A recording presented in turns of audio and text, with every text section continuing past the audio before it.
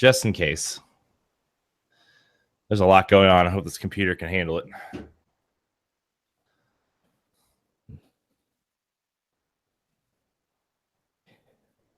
I put on Twitter, I'm proud of everyone who showed their games at E3.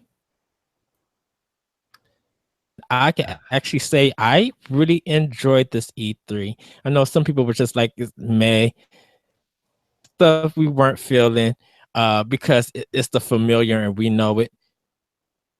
Yeah. I have a lot of positive stuff to say. Like, there's a lot of games from each press conference. You know, and some of them, yeah, like a ways out. Of course, I'll get that because other people are getting it because they want to play it. Not my cup of tea, but Anthem, yeah, I'm down for that. Yeah, there's some big. I'm listening. Oh, go ahead. I was gonna say, there's a lot of big games that I'm surprised that I really, really want to get into. Like, I didn't think I knew I was gonna probably get Assassin's Creed eventually, but I think like that setting is super interesting, and the fact that the big rumor is they're getting away from the animus stuff and like all that future crap and just focusing on like the historical part of it is really interesting. Anthem looks super interesting. You know what was really interesting was Microsoft had a ton of indies and Sony had none. Yeah, that is well, like I mean, in comparison to like what they used to have. Oh yes, like you know, because like that first year when Microsoft, that like right when the consoles were announced, Sony came on stage with like indie because of their they announced their self-publishing thing. Right. Yeah, sorry. But you know, Ubisoft had a killer conference opening up with Mario Cross Rabbids thing. Yeah, I want to hate that game so much, but that game looks amazing. It's Mario XCOM. It's Mario XCOM. People were saying that, and I gotta give to Ubisoft that they got the art style down. I was just like, okay, let's see where you guys go with this. Me and Larry was talking about it, and we don't know if it's gonna be arena based or level based. Like if it's like World 1-1, and then you go to different parts. If it's like XCOM, it's probably going to be mission based, to where like you go through like.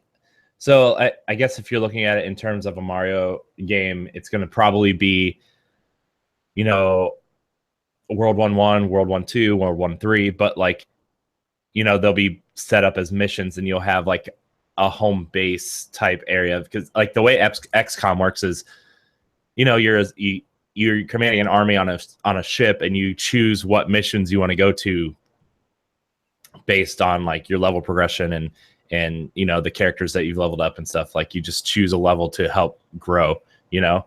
Yes.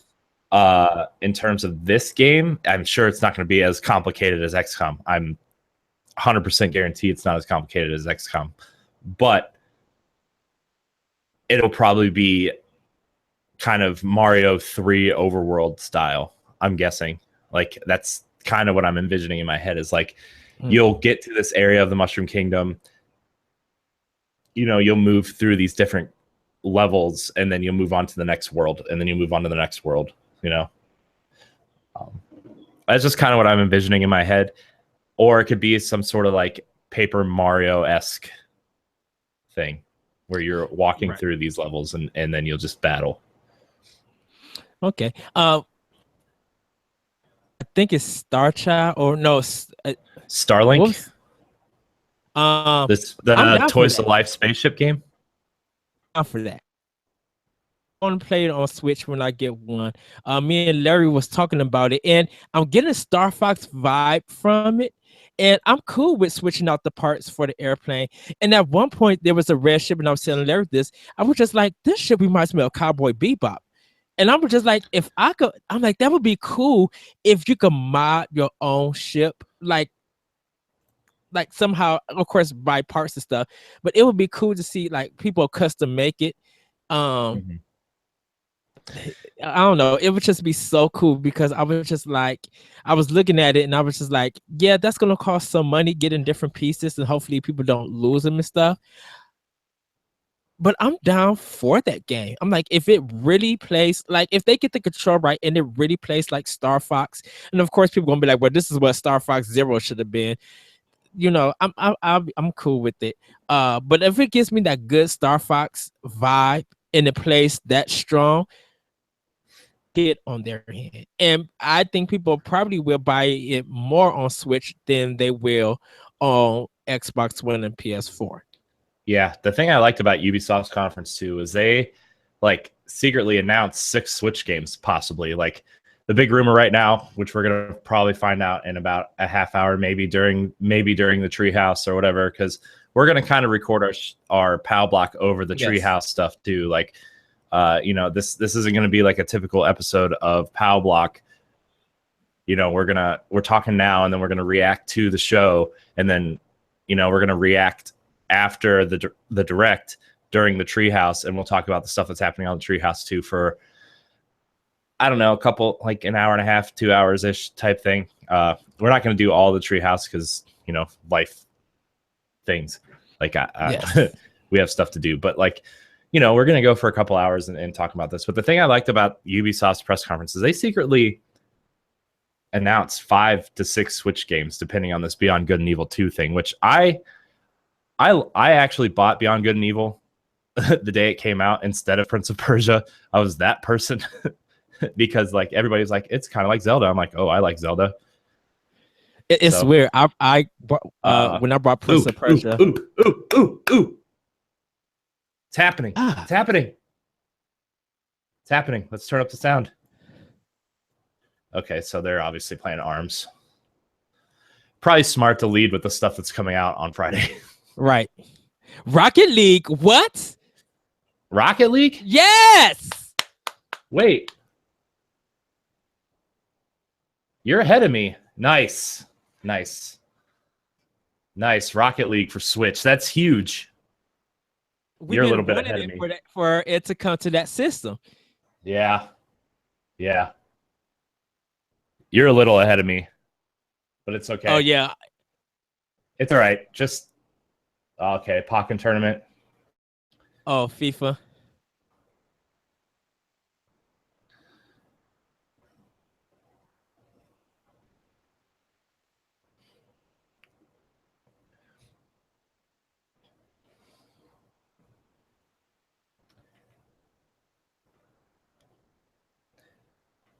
Nice. I'm really excited. I think I'm going to get FIFA for Switch.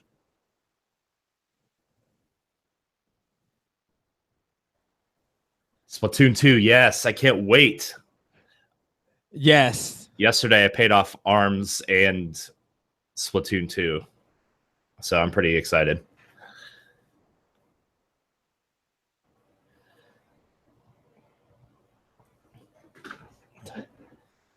Man, like just the way Nintendo's presented everything, like since the Switch has come out, is very not Nintendo. Like it's very aiming towards the late teens, early 20s audience. Like, right. They are just leaning into that hard. Oh my gosh, Ed, I'm so excited. Reggie! Woo! Reggie excites me.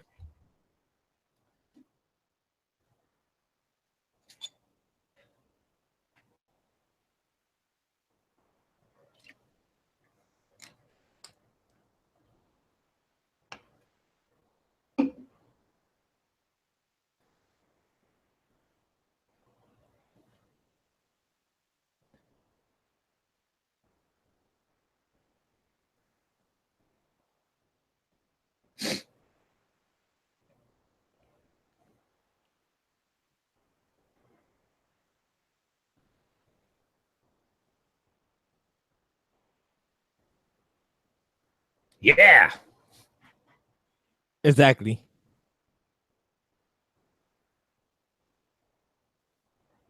Oh, that was cool. Nice. Huh? Shh. Xenoblade? Yes! Please be Xenoblade. Yes. I want this soundtrack so bad. I'm really excited for this. I don't know about you. Oh, I want it. I want it all. The rumor is it's coming in February now, but I guess we'll see. Oh, delayed to 2018. Yeah. Not surprised, but that's okay. Nintendo has too much coming out this year anyway. Right.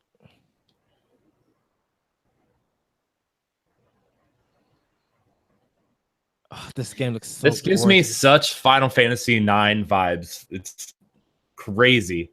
Dude, I need this. I literally need this desktop of this game, like on my computer. Yeah. Like,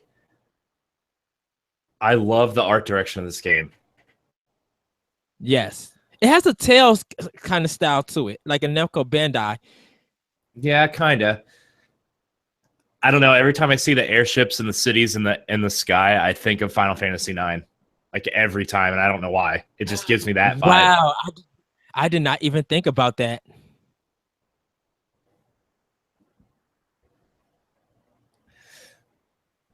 Are we going to be able to customize our own character in this, do you think? Probably. Do you think because of like the controversy with X and the whole like boob slider that never made it here, you think they're really gonna? Do you think they're gonna do that? They could. I think if my little lift listened and want to incorporate it, I think they could do that.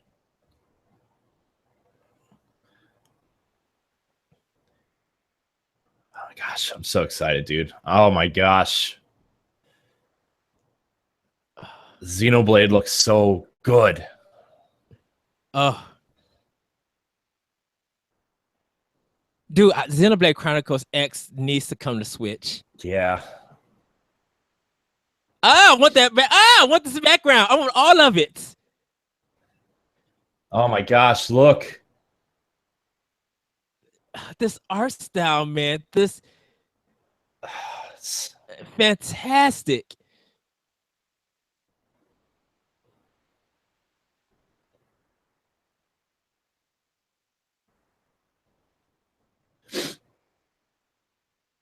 Oh, it's so good.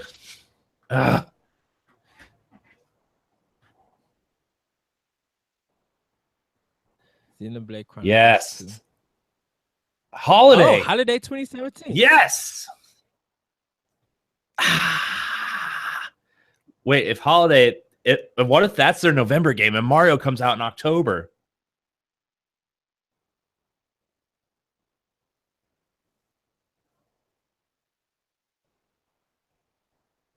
Gosh, a Kirby game already? Well, Switch is dead. Oh, looks good. I'm just kidding. That's the joke they always make on NBC every time a Kirby game comes. Wait, is this for Switch or 3DS? Switch. Really?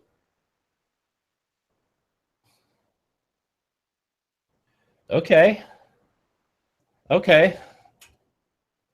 Edward, I'm not taking any notes. I should probably be taking notes. I got notes. I'm taking them. Okay. That's why you're my trusty co-host. Trust me, when I have to do multiple shows, I have notes. Got to make an appearance. So Xenoblade. Kirby 2018.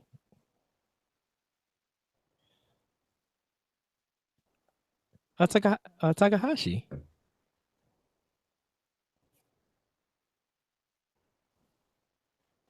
Sure have been.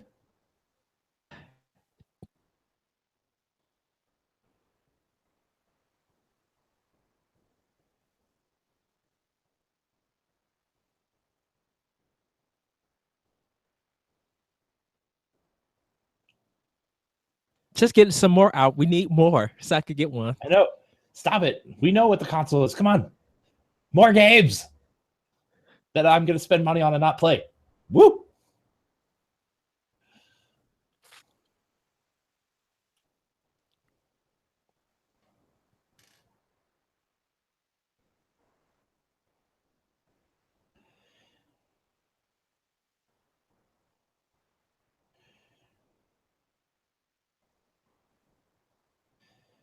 Oh, it will.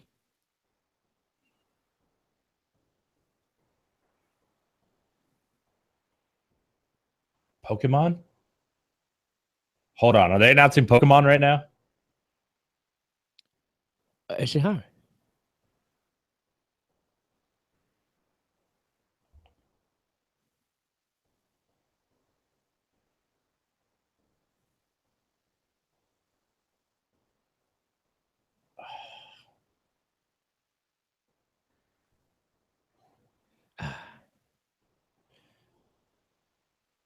Zilakakis, my revenge. I will get my revenge when I get this game after I get the system.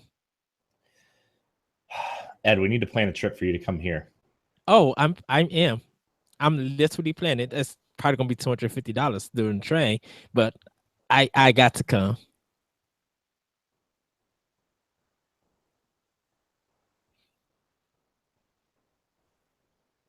Wait, What? did he just say Pokemon? Did he just say Pokemon? Yes. Pokemon next year? Coming in the year. There will better be a Pokemon game. He said core Pokemon. You bring in a mainline Pokemon game.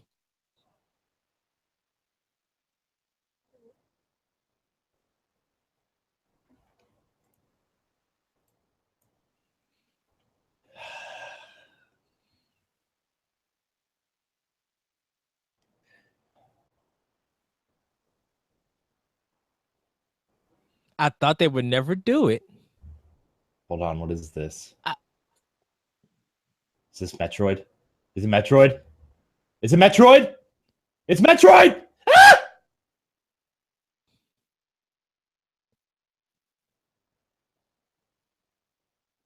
What? 4? Metroid Prime 4. Yes! What? Yes! Yes! I knew it! Prime 4 now development for what I say at Switch. NGR last week? I said Metroid Prime 4 logo will be shown. I said it. Check the tapes. Animal Crossing? Yoshi.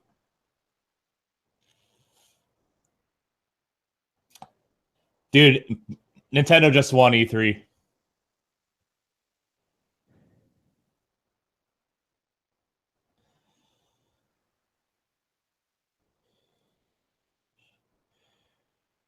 Man, I thought this was going to be like... This is kind of an interesting take on the Yoshi's Woolly World, like an evolution of it. Dude, Pokemon and Metroid back to back just happened.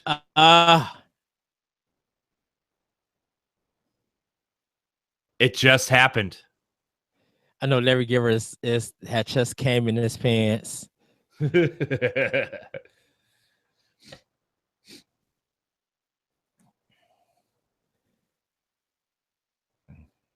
This game looks interesting. Metroid Prime 4 is coming to Switch. Yeah. Yes. It's not Yoshi 2018. Ooh. Oh.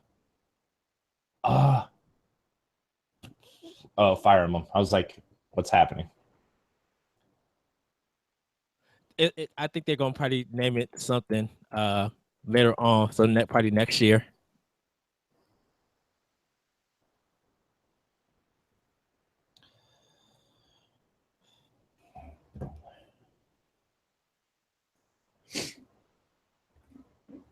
Man, I hope they do what I hope they would do.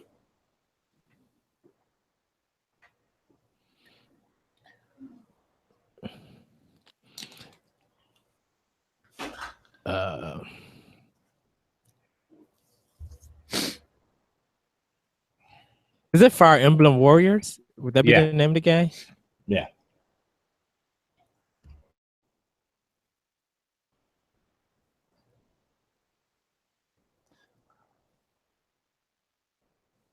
Dude, did you see that Metroid? The 4 reveal was the Samus logo that morphed into a 4? Yeah. Oh.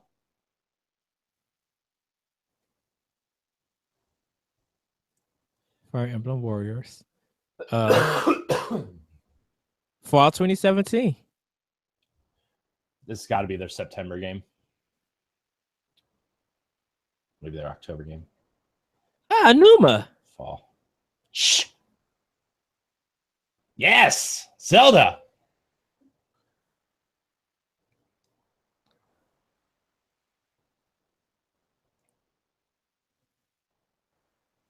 Okay.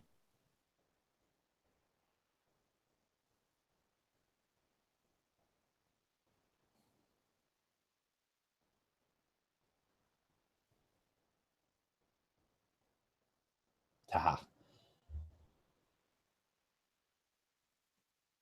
Ooh, DLC packs. Oh, Ooh, need they're to see showing this. the holiday one? Trial of the Sword. Oh, is that all they're showing? Or are they showing both? I don't care. I I think just want there's to get back in Trial of the Sword. This is exciting. I can't wait to get into this. Ooh.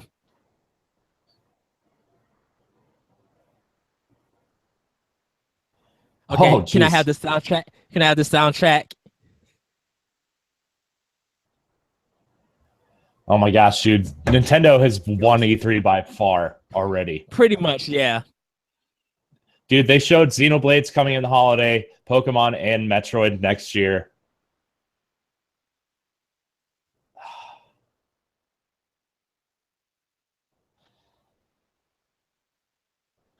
Tingle costume. Sorry, I don't need the Korok mask. I already found them all.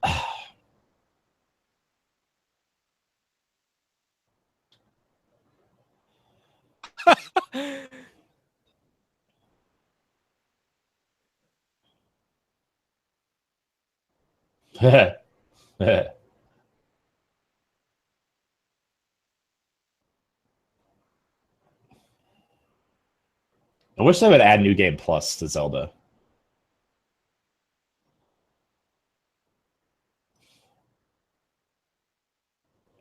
That's a cool piece set of artwork, though. I want a poster of that too.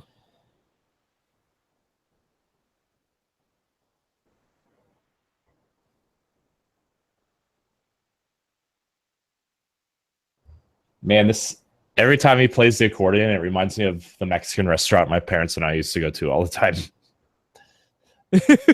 That's so cool. I'm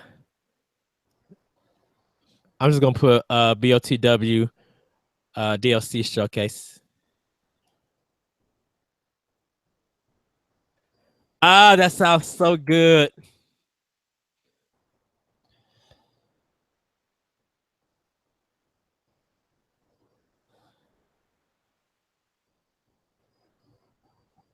The Do we get to play Champions as Ballad Zelda? DLC pack. Do we get to Oh, the play June Zelda? 30th and holiday 2017. Wait, do we Okay, get to so play Zelda? Switch and Wii U. Oh, right. I forgot Zelda came out on Wii U. thank you.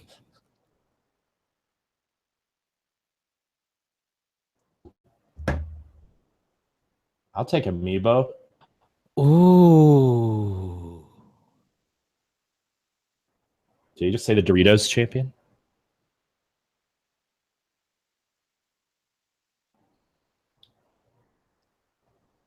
They're gonna sell out. Yeah. I need those Amiibo. Why is he walking on the beach?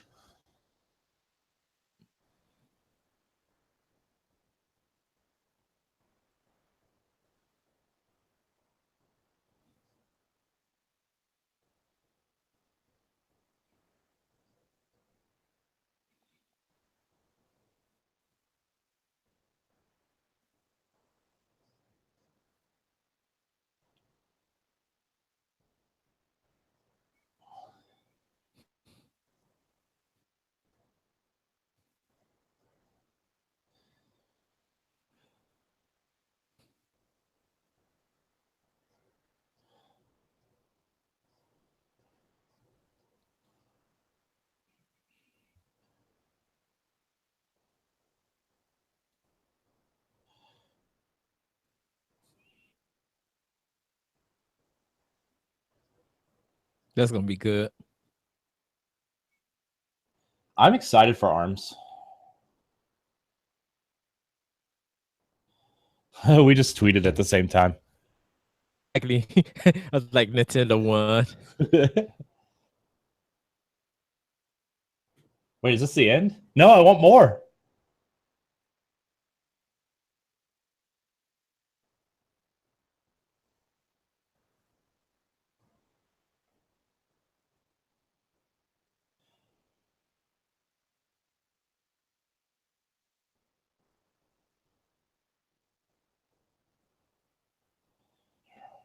Reggie. He's the best. Yes! This key.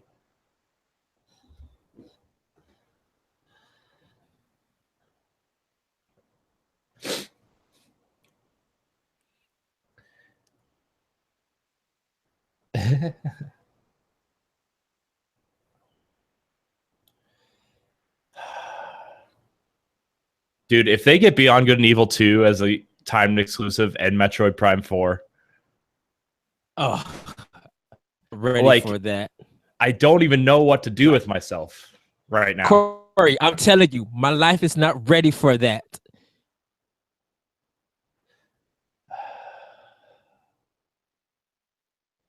I literally don't know what to do with my hands.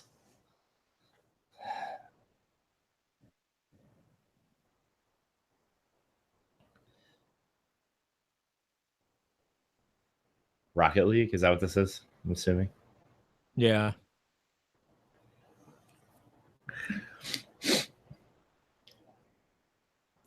I'll play it if it's on Switch. I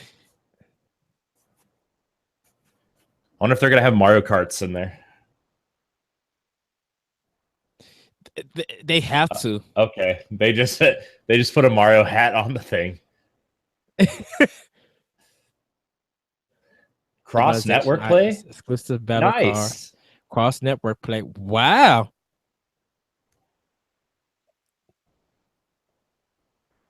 So you'll be able to play with Xbox and PC.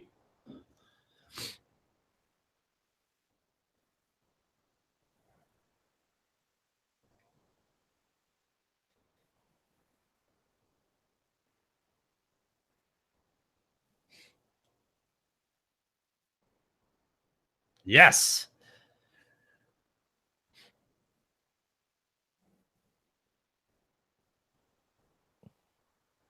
Whoa, are they porting Xenoblade?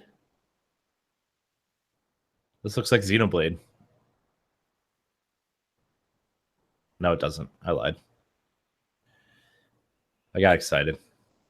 Oh, this is the Monster Hunter. Oh, Monster Hunter. Double Cross or Worlds. Oh, jeez, it's the Mario hat.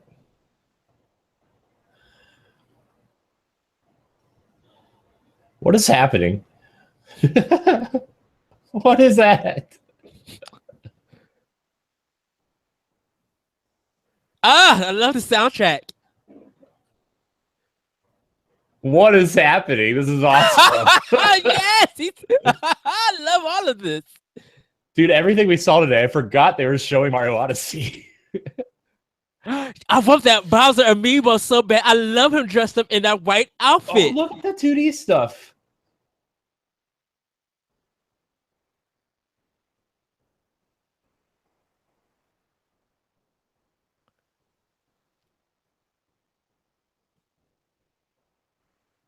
This is cool. I hope they turned it to 8-bit. Dude, he's turning it into all these enemies. This is awesome.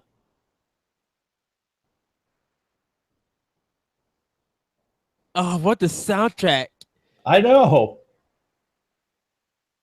Oh my gosh, this is amazing.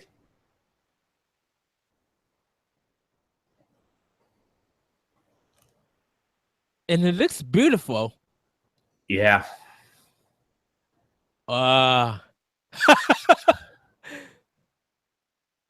Did you see all the suits? Yes. Dude, look at all the power suits.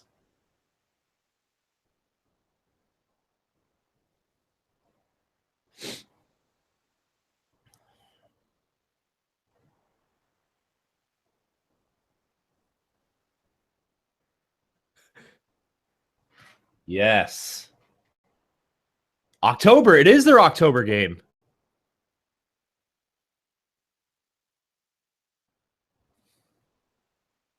Is that it? Aw. Super Mario Odyssey. Was that it? Yeah. That was it. Aw.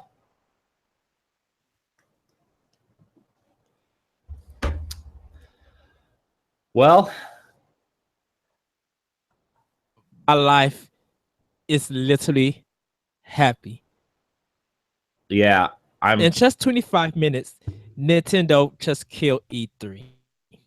Yeah, they did. I'm moving our video over to Nintendo's 5 event. So we were watching the what was it called? IGN's live stream. And now I'm moving it over to Nintendo's Treehouse. So if you're watching, I'm sorry, you're seeing my sweet Destiny 2 backdrop. But there. Okay. All right. So, okay, they're talking a little bit about Mario Odyssey, but let's talk about what we saw real quick, Ed. Yeah. Okay. Holy crap. I don't even know what to do right now. They just killed it. Oh my gosh. Nintendo they literally just killed it. Now, and people might say, well, what about Sony and Microsoft? They had a great game. Yes, they had a great game. They had some great lineups. Nintendo delivered. You're getting Metroid Prime 4. They just said that it's in development. I'll take it. I'll literally take it. Now, we don't know if it's Retro Studios just yet, but I'll take it. I will literally take it, because where do they go from here? Where do they go from here? Kirby looks good. Yoshi looks really good. Xenoblade coming holiday 2017. I think it's gonna release after Mario. People wanted finally a Pokemon core game. You're going to get it in the year. And so I'm now thinking because, and I personally said this, I was just like, Nintendo would never bring it, but I guess the more money, I think what's going to happen is, to help Nintendo, the Pokemon company, make more money, bounce off each system every year if they can. So we're getting Ultra Sun and Moon, and then next year we'll probably get Pokemon Switch, wherever that game is going to be. So we'll probably see that at next year's E3 with a direct. Fire Emblem Warriors, I think that's going to sell very well if it has a lot of the characters people want. Breath of the Wild DLC, kind of impressive, very impressive. Soundtrack, of course, is beautiful. Rocket League, yeah, they're about to make some more money. Definitely with this crossplay, we shall see how that works. I think it probably would come in later. I don't think they're going to release it at the time when the game comes out because of Nintendo's online just yet. But we shall see. And customization, of course. Mario Odyssey, goodness, I want the soundtrack. I want Bowser in that white suit. I want the game now. Like Mario Odyssey right now is my game of E3. Yeah, it was. Oh my gosh, I don't even know what to do right now. So we're gonna be joined by El Capitan himself, Ray Sorio, in a few moments. He wants to talk Nintendo. Man, that's crazy. People asking us to join to talk about Nintendo. That's backwards from the last 10 years. But and so, I think the announcement of Metroid Prime 4 was huge. And that's what Retro's working on, right? I'm assuming it's Retro working on that. I need to go back. Now I need to bust out my Wii U and play the trilogy again. But I think working on 2 games, and they probably got, if they're working still on their new IP, I wonder if Nintendo told them to hold off of it and help develop Metroid, because I don't know who's going to be helping them develop this game. Yeah. The way they revealed the Metroid Prime 4 logo was like, I had a feeling, because like it was space, and I was like, this is going to be Metroid. This is it. And then the clouds kind of formed the Samus S logo. And then like you could see it just barely. And then it morphed into the 4. And I was like, this is it. This is Metroid Prime 4. And then you just see it slide over and the Metroid Prime logo appear. I was like, dude, I knew they were going to mention Metroid. I just knew it. But what's with the Super Metroid style? What's with the Super Metroid music? I mean, I don't know, man. I don't know. It was just like I just got to switch my audio around. What's up, Ed? Ed sounds like a little robot, but it's okay. Oh, please don't say I sound like a robot. Yeah, a little bit. Just a little bit. What's up, Corey? Oh my gosh, Ray! I'm so glad you're here. Me and Ed get to have someone else to talk about. Oh wait, we're trying to watch this direct, and I have my Facebook page open. It's all right. Ray, what's up? What is your opinion on the Nintendo Direct? I'm really, really hype about it. It really makes me want a Switch, because everybody was like, "Oh, is that Metroid?" And then it was like, because the 4 came up, it's like Metroid Prime 4, and it was just like everybody's like, "Well, no trailer?" I was like, "Dude, the announcement was good enough," because we heard not one peep about Metroid at all during Wii U. I called it 2 weeks ago on NGR Radio. I said they're going to show Metroid. They're going to show Metroid. It's just going to be a logo, and everybody's going to go nuts. Called it. If you remember, though, what I said about Nintendo, I was like, we're probably going to get another Kirby game. Yeah. Kirby game. Yeah. But you know what's funny? What the thing with the Kirby game is that it was supposed to be that one that came out for 3DS, and then the new one for 3DS that they might reveal a little bit later on, Treehouse Live, because 2 of them were supposed to be on 3DS. So, meant that one of them was coming to Switch. Yeah. I mean, I think the Kirby and the Yoshi announcements were nice surprises, and the Rocket League announcement was awesome. Yeah, I saw the ball and I'm like, Rocket League? Hey, I know. That's pretty good. Yeah, I'm like, oh, and then like, I mean, right now they're showing levels off in Mario Odyssey, and like, what blew me away about this Mario Odyssey stuff was they showed off probably not only the ability to like throw the hat onto an enemy and become that enemy, but they also had a mini montage of probably 8 to 10 power suits. Yeah. Which is incredible. What is happening to Nintendo right now? Like, Xenoblade Chronicles looks good. I was just like, hey, that's coming too. What's up? Yeah, this holiday. Mm-hmm. That's going to be their November game. Because Mario's coming in October. Literally, the artwork in Xenoblade Chronicles 2, I need like a desktop. I need of that game looks so beautiful. It gave me, I mean, Ray, I was telling Ed this earlier, but Xenoblade Chronicles 2 gives me such a Final Fantasy 9 vibe. It does have a very Final Fantasy 9 vibe. As you guys know, I'm a big Final Fantasy nerd. I haven't really followed much since 12, because 13 I played 13, the first part of it, and it was a train wreck. I'm like, I can't do that again. Played some of the Final Fantasy 14, and then I want to play Final Fantasy 15 at some point. I haven't got around to it. But yeah, no, it definitely has a very old school, like the JRPG vibe to it. It also reminds me of a little bit. Do you remember the game Baten Kaitos? Mm-hmm. The card, but it's not that art style and the visual, like the feel, the vibe of it is just kind of like. Hey, I was getting more like of the Tales game. I mean, it does have Tales. The characters look like Tales, but the environments and the airships and the cities in the sky, the way they're designed and that the art direction of the environments is very, very Final Fantasy 9. which excites me.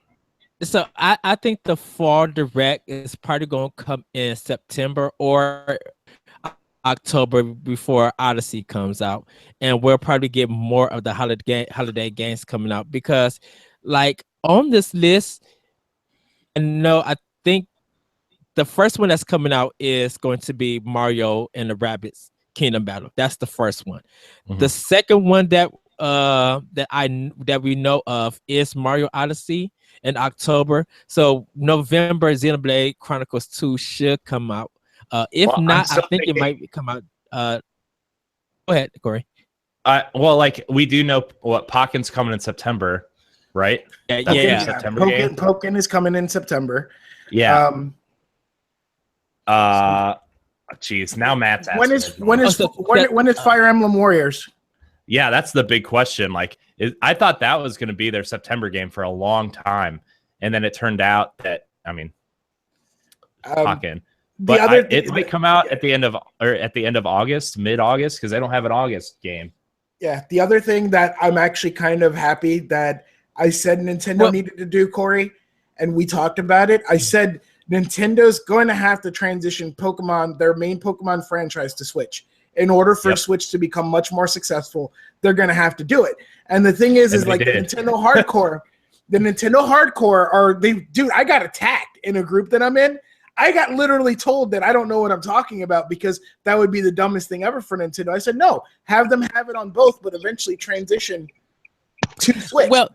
Right. I've been saying this. I've been saying this, that they wouldn't bring it to Switch because they make too much money on 3DS. They can put it on both and double dip as long as they want to support 7-year-old tech. I think Ultra Sun and Moon is Nintendo, Ray? Yes, I know. Gosh. Hey, Matt. But you know what? Hey, Matt. I'm on my lunch. I'm only going to be here for a little bit. I felt that they wouldn't put it on Switch because they make too much money on 3DS.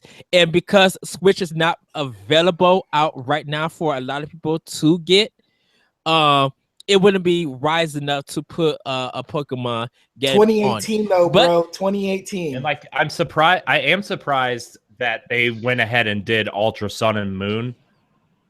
I'm surprised they're doing like almost like a Black and White 2 situation. But I am happy that it's not on Switch. Like, at first I was kind of disappointed. I'm like, why are they not putting it on Switch? But like the easy answer is there's 70 million 3DSs out there. But the other answer is like, you don't want to show off your new hardware with a game that's running on a decade-old hardware, because that tech was old when the 3DS came out, besides the 3D, right? Yeah. So like, you don't want to show a game on your new hardware that is built for that. And now that they've kind of confirmed that, a core Pokemon game's coming to Switch, what they said next year, right? They said next year. They said in about a year. Okay. So Corey. Yeah. So my question to you guys with this is, do you think Ultra Sun and Ultra Moon may be the swan song for Pokemon on 3DS? No. Just like I think they're gonna switch off. I think they're gonna switch off. So I think the RPGs. I think the RPGs for Switch are going to be, if they're going to keep 3DS going, which it sounds like they are, unfortunately. Like, for whatever reason. Yeah, like, I mean, 70 million reasons like on 3DS. I like my 3DS. I like my 3DS a lot, but there's a reason why I did not get Fire Emblem for 3DS in May, right? It's because Switch has spoiled me, and I think the more people jump on board the Switch, the more people are going to abandon their 3DS. Like, honestly think the way I talk to people about Switch, right, is they're like, Nintendo's marketing it as the console you can take with you.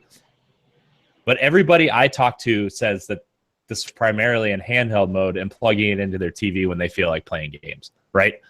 Like, that's how everybody I've talked to is playing the Switch. But I know for me, I don't want their handheld system or that side of the business to go, because like for me, I'm unless I need to take my Switch, if I'm going out of town, I would do that. Other than that, my Switch is like going to be staying at home, because I give I get some enjoyment out of playing my games on 3DS. So, you know, having that balance and having that experience that I can't get on Switch. And I kind of don't want that to go. You know, I grew up with Nintendo's handheld. And Matt, we need to let you say something, Matt, because we haven't let you talk. I'm sorry.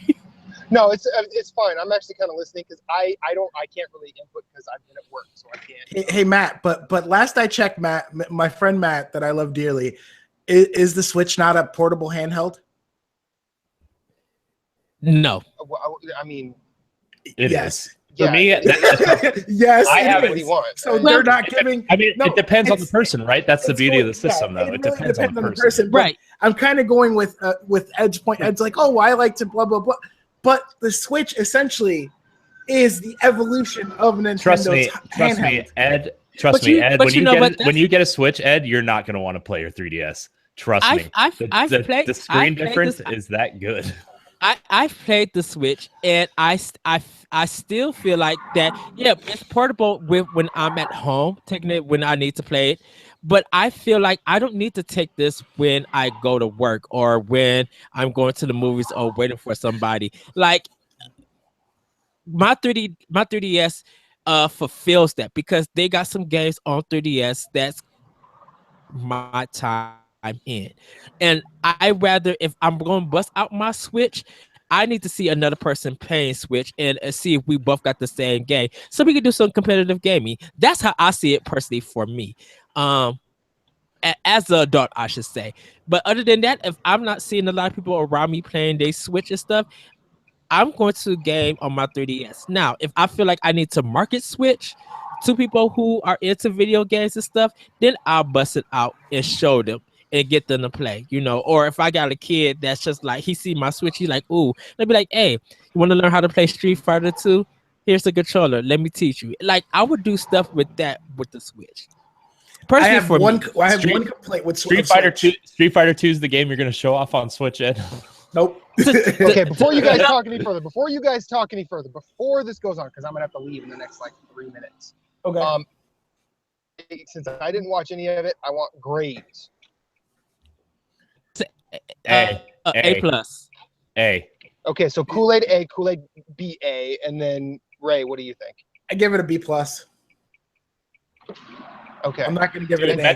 How dare you? Metroid Prime 4 is enough for it to give me. It's a great thing, but I really don't think any of the conferences. Wait, what did you just say? What did you just say? What did you just say? Me? I said Metroid Prime 4 announcement was enough for me to give it an A. They revealed Metroid Prime 4? Yeah. Yeah. It's like B plus on the high. Okay, I'll give you A minus. An A minus is like the top end of where I would do just because of Metroid. Dude, Xenoblade 2, Holiday, Rocket League, Holiday. Okay, let Matt talk for a second. You don't need to run down the list because I'm going to watch it as soon as I'm done with work because I'm pretty sure I have to go on Ray's show later and bitch about it. So,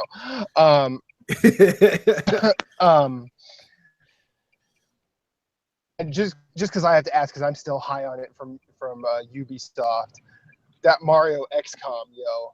Yeah, right. Looks real good. Yeah. I want to hate that so bad. I want to hate it so much, but it looks so good. I sat there. I'm like, no, this is funny. Why I can't laugh at this. I can't laugh. So, and then they did that. I'm like, oh. Matt, all the special. They said all the special editions pre-orders are all sold out for that game. Of course they are because the Nintendo fans drink the Kool-Aid. But this is the thing. People didn't want this game. People was upset about this game if it was going to be happening. Then people seen it and they were just like, I'd rather play that. They were upset at the idea, not the actual game, because the Rabbids haven't been popular since the original Wii launched. Just saying.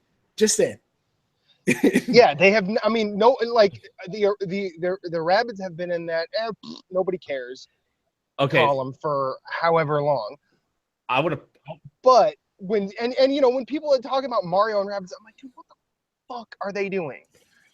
Why those two things? You've got Mario and then the proto minions. what the hell? They were the minions. They were the minions before the minions. You see that little rabbit start banging his head on the coin block. I'm like, all right, this is kind of making me smile. And then you saw the gameplay, like the movement, and I'm like, oh my god, that's Mario and dumb rabbits. And it's working.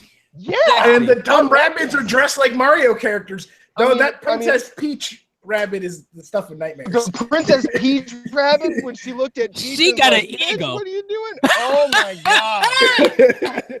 Oh. She's like, no, bitch, I look way better in this than you. Oh, Matt, please can I get commentary from you, from that female rabbit Princess Peach? I want ghetto commentary from you during that trailer. You'll get it. You'll get it. You'll get it. You'll get it. I will do. In fact, next NGR I do, I will actually pull up the trailer. I'm like, this is for Ed, and I will do that. But I gotta go and get my lunch. Talk to y'all later. All right, thanks, Matt. Oh my gosh, dude! Like, are you guys watching the Treehouse stuff at all? Like, I was, but I'm talking to you guys now, and I know we have it up on our live stream, but like, the Mario Odyssey stuff is taking the Link Between Worlds 2D stuff and really playing with it. Like, you go into this warp pipe and it goes into a wall, and then there's an 8-bit warp pipe that goes up, and then it turns into 8-bit Mario. Corey, the other thing I want to say is I was right. I told you so. Skyrim is just regular Skyrim. It's not the enhanced edition. Remember I said that? And you were like, no, it's gonna be the special edition because they released it for the other two. They have to release it for Switch. Didn't happen that way. Yeah, but I also think that this version of Skyrim is gonna eventually make it to like I think it's probably a little bit better than the original versions, like graphically, but it's not the special editions. I think it's going to be the eventual mobile version of this game. Like, I really think that this game is coming to like iPad and iPhone and stuff. I wouldn't doubt it. It would be smart on their part if they did it. Yeah. So, I just, this direct was, it's probably their best direct in a long time. Like, I mean, I really feel this was a breath of fresh air considering this E3 was rather stagnant and stale overall. Because Microsoft did nothing for me. There was a couple of games in there like, hey, that's pretty cool. But I think Anthem looks good. Anthem looks good, but that's multi-platform. It's going to be multi-platform. I know. So it's it just so happens they have that partnership with EA, so they got to show it on Microsoft stage. That's all. Yeah. And with One X and stuff, they trying to show it off of there. I'm still worried if that's in game, like actual in game, the way that it looks. I kind of do want to go to a Microsoft store, and hopefully they do like a demo of Xbox One X in that game, like later on down the line. Next year it's supposed to be released, or is that just something in the future? What? Anthem. Anthem's probably not. Anthem is probably like a 2019 game, bro. Seriously. Yeah, like they said they delayed it till next year, like late next year, but it's probably going to be like early 19. Like early 19. I don't see that game coming out next year. Like, but and right, I think Microsoft and Sony. To me personally, they kind of tied in a way. I mean, they weren't boring, but they did have some interesting games. They had some interesting things. Don't get me wrong, but I really, the Microsoft conference, even though I was like, all right, Microsoft, show me a reason why I need to buy an Xbox One X now before it was Scorpio. They really didn't give me a reason because the games that matter, that are notable, I could play them on PC. And I've been saying this for months, with you and Matt and Corey. So it's like they're not giving me any reason to want their system. We'll say the player unknown battlegrounds, like that is a big win for Microsoft. It's a win on the console side, but it's already playable on PC, and that's what I'm worried about. I mean, I found that to be big for Microsoft that they actually got that, but I wonder how it's going to do even though this game is on PC, because people are going to expect cross-platform to play. So people are going to expect that. People are going to get if you go play cross-platform against PC, it's going to be. Do you remember the old? Yeah, you're going to get wrecked. Remember when Counter-Strike did cross-platform? Yeah, remember when God, what was that game that came out on Xbox 360? Where there was like the first cross-platform, like major Shadow something. What was it called? Well, people aren't going to expect it. That's my thing. No, I don't think so. I honestly don't think so, because they already don't do cross-platform on Xbox One and PC right now in terms of multiplayer stuff. Like all the single-player stuff is, but the multiplayer stuff is not cross-platform. What about Gears 4? The competitive multiplayer is not. The social multiplayer is. Yeah. But the ranked stuff is not. Look at the amiibo. Oh yeah, that was the other thing. The amiibo for the champion for Breath of the Wild. But the Odyssey amiibo looked awesome. I missed it. No, it's going on the Treehouse right now. I'm looking at the Treehouse on YouTube. Oh my gosh, those are awesome. You're gonna get your pimped out Bowser, it looks like, and pimped out Mario, and Peach in a wedding dress. Corey kicked me out. I didn't kick you out. Oh no. Oh no. No, but the amiibos for the Breath of the Wild look amazing. I just really hope that they aren't short production like the original ones for Breath of the Wild, because that kind of sucks. Because I still need like 2 or 3. I still need. I know. The Bobokin one. I still need. The Guardian. The Guardian. And I need I think I need Zelda. I don't think I got the Zelda one. So that makes me sad, Panda. I really do want the Breath of the Wild ones, and I really want these Mario ones. Oh yeah, that Mario one looks awesome. Like, Corey's like, I don't know how else to say that, but it looks amazing. No, I really don't know how to react or what to do right now. This is the most excited I've been about a Nintendo Direct in ever in a while. Like, okay, let me rephrase that. This is the most excited I've been after a Nintendo Direct in a long time. Well, what I love about this, that they did 25 minutes of her presentation. They did some talking.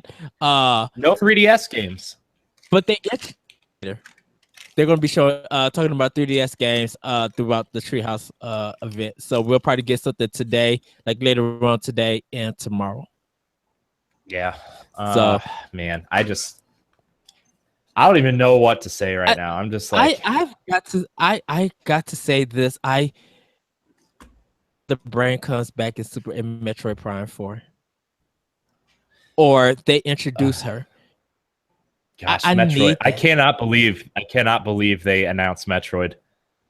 I cannot believe they announced Metroid. Like I said they're going to announce it, but I did not believe for 1 second they would announce Metroid. I mean, that's like that. You know what I had that feeling with Beyond Good and Evil 2 when I saw that yesterday. Yeah, I was like, I had that same thing. They did it. It's like you've wanted it for so long, and every year comes and goes, and then you never get it, and then you're just like, well, whatever, maybe next year. Why haven't they announced platforms for that game? Probably because they're still trying to figure it all out. Which game? Beyond Good and Evil. Because like if it's available on Switch, I would like to have that game on Switch just for the simple fact I have the first game for GameCube. They probably don't have no gameplay just yet ready to show. So I think later on down the line they'll announce platforms. I don't think it's that. I think it's just they're trying to work out deals, because there is that whole thing that the rumors and everything with the insiders are saying that it's going to be a Switch timed exclusive first. I think they may be trying to figure out a way to, but I mean, that game doesn't look like it's going to be running on just Switch natively. So I think it's probably going to be multi-platform release with probably a special Switch version. I wonder if they'll cut the multiplayer stuff out of the Switch version, which is fine because I think Beyond Good and Evil should be more of a single. Yeah, I'm with you. Single player experience anyway, but like, I think if they did anything, they would tone like scale the graphics down because and then cut the multiplayer stuff. And what's okay? So Yoshi with is 2D, 3D play style. I'm surprised it didn't do the yarn Yoshi again. Like I was gonna say, is it just like Yoshi? Because I was like, it looks a little bit like the yarn Yoshi. Like, it has that aesthetic, except for Yoshi is just a basic Yoshi. Like there's no. That might be like a code name, like because that and Kirby is pretty much a code name for right now. So they'll probably have an actual like game name and stuff. So, whoa, holy crap! This I'm sorry, that wasn't anything video game related. There was a double homicide like a mile away from my parents' house. Wow. Whoa. And here we are talking about Nintendo just like happily. I know. I'm sorry. That's just like I know exactly where that house is too. Holy crap. Oh wow. Corey, on a side note, not Nintendo or video game related, my condolences to your Cleveland Cavaliers on their loss in the finals. Yeah, I know. I mean, last night's game was really stressful. I'm not gonna lie to you. I was stressed out the whole time. I don't like the Warriors because of their rivalry with the Cavs, but you can't deny that the Warriors team is a great team. There's players on that team that I hate, but like everybody's going to lash out at Kevin Durant saying he signed with a team to win a championship, which is exactly what LeBron did in Miami. In Miami. Look, KD is one of my favorite players. And like I'm glad he got to win a championship, but now that he's won, I feel Golden State, Cleveland for next year. Go sit down, KD. Now I want my boys to win. I'm a Bulls fan, so my problem is like I don't want to see anybody winning championships because my boys ain't winning. So I know. You still got the '90s rings though. Yeah, we do got the. Hey, that was the greatest era of basketball. Don't let anyone lie to you. That's true. I agree with you. I agree that the 90s era of basketball was all about competition and not about how many super players can we put on one team. Yeah. Because like you look at the 90s Bulls, they were probably like, aside from Michael Jordan, every player on the Cavs is probably better than that 90s team aside from Michael Jordan. Every player on the Scottie Pippen was a good compliment to Jordan because he was a good defensive player. He was a compliment to Jordan. He was nowhere near as good as Jordan. No, not at all. I mean, I love Scottie Pippen. I own those black Nike Airs with a giant air across the side of the shoe. Okay? I owned those. Okay, but Scottie Pippen is no Michael Jordan. And Dennis Rodman had some of those shoes too. The Converse.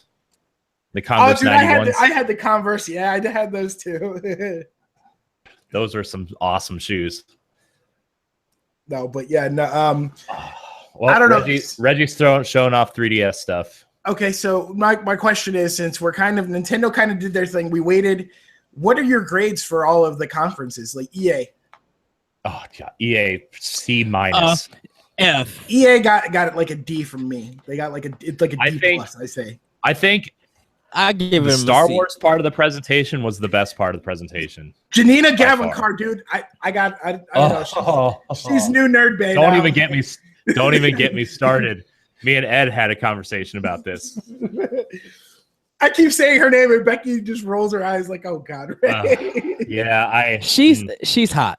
She's she is like she's good. She's hot. She's new. Oh yeah. And can I tell you? I think she was the best presenter out of all of them, and I won't include Nintendo, because they just got stuff going on. But I think she was like as a live presenter. I think she was the best one out of everybody. Dude, the Nintendo booth is New Donk City. What? That's amazing. Sorry, got distracted. He's like, ooh, piece of candy. R.I.P. to Adam West, by the way. I know. Sad face. Quahog will never be the same. Yeah, no, but it's been a weird week to say the least. So then we had what was it? Microsoft was next. I think Microsoft gets a. Microsoft.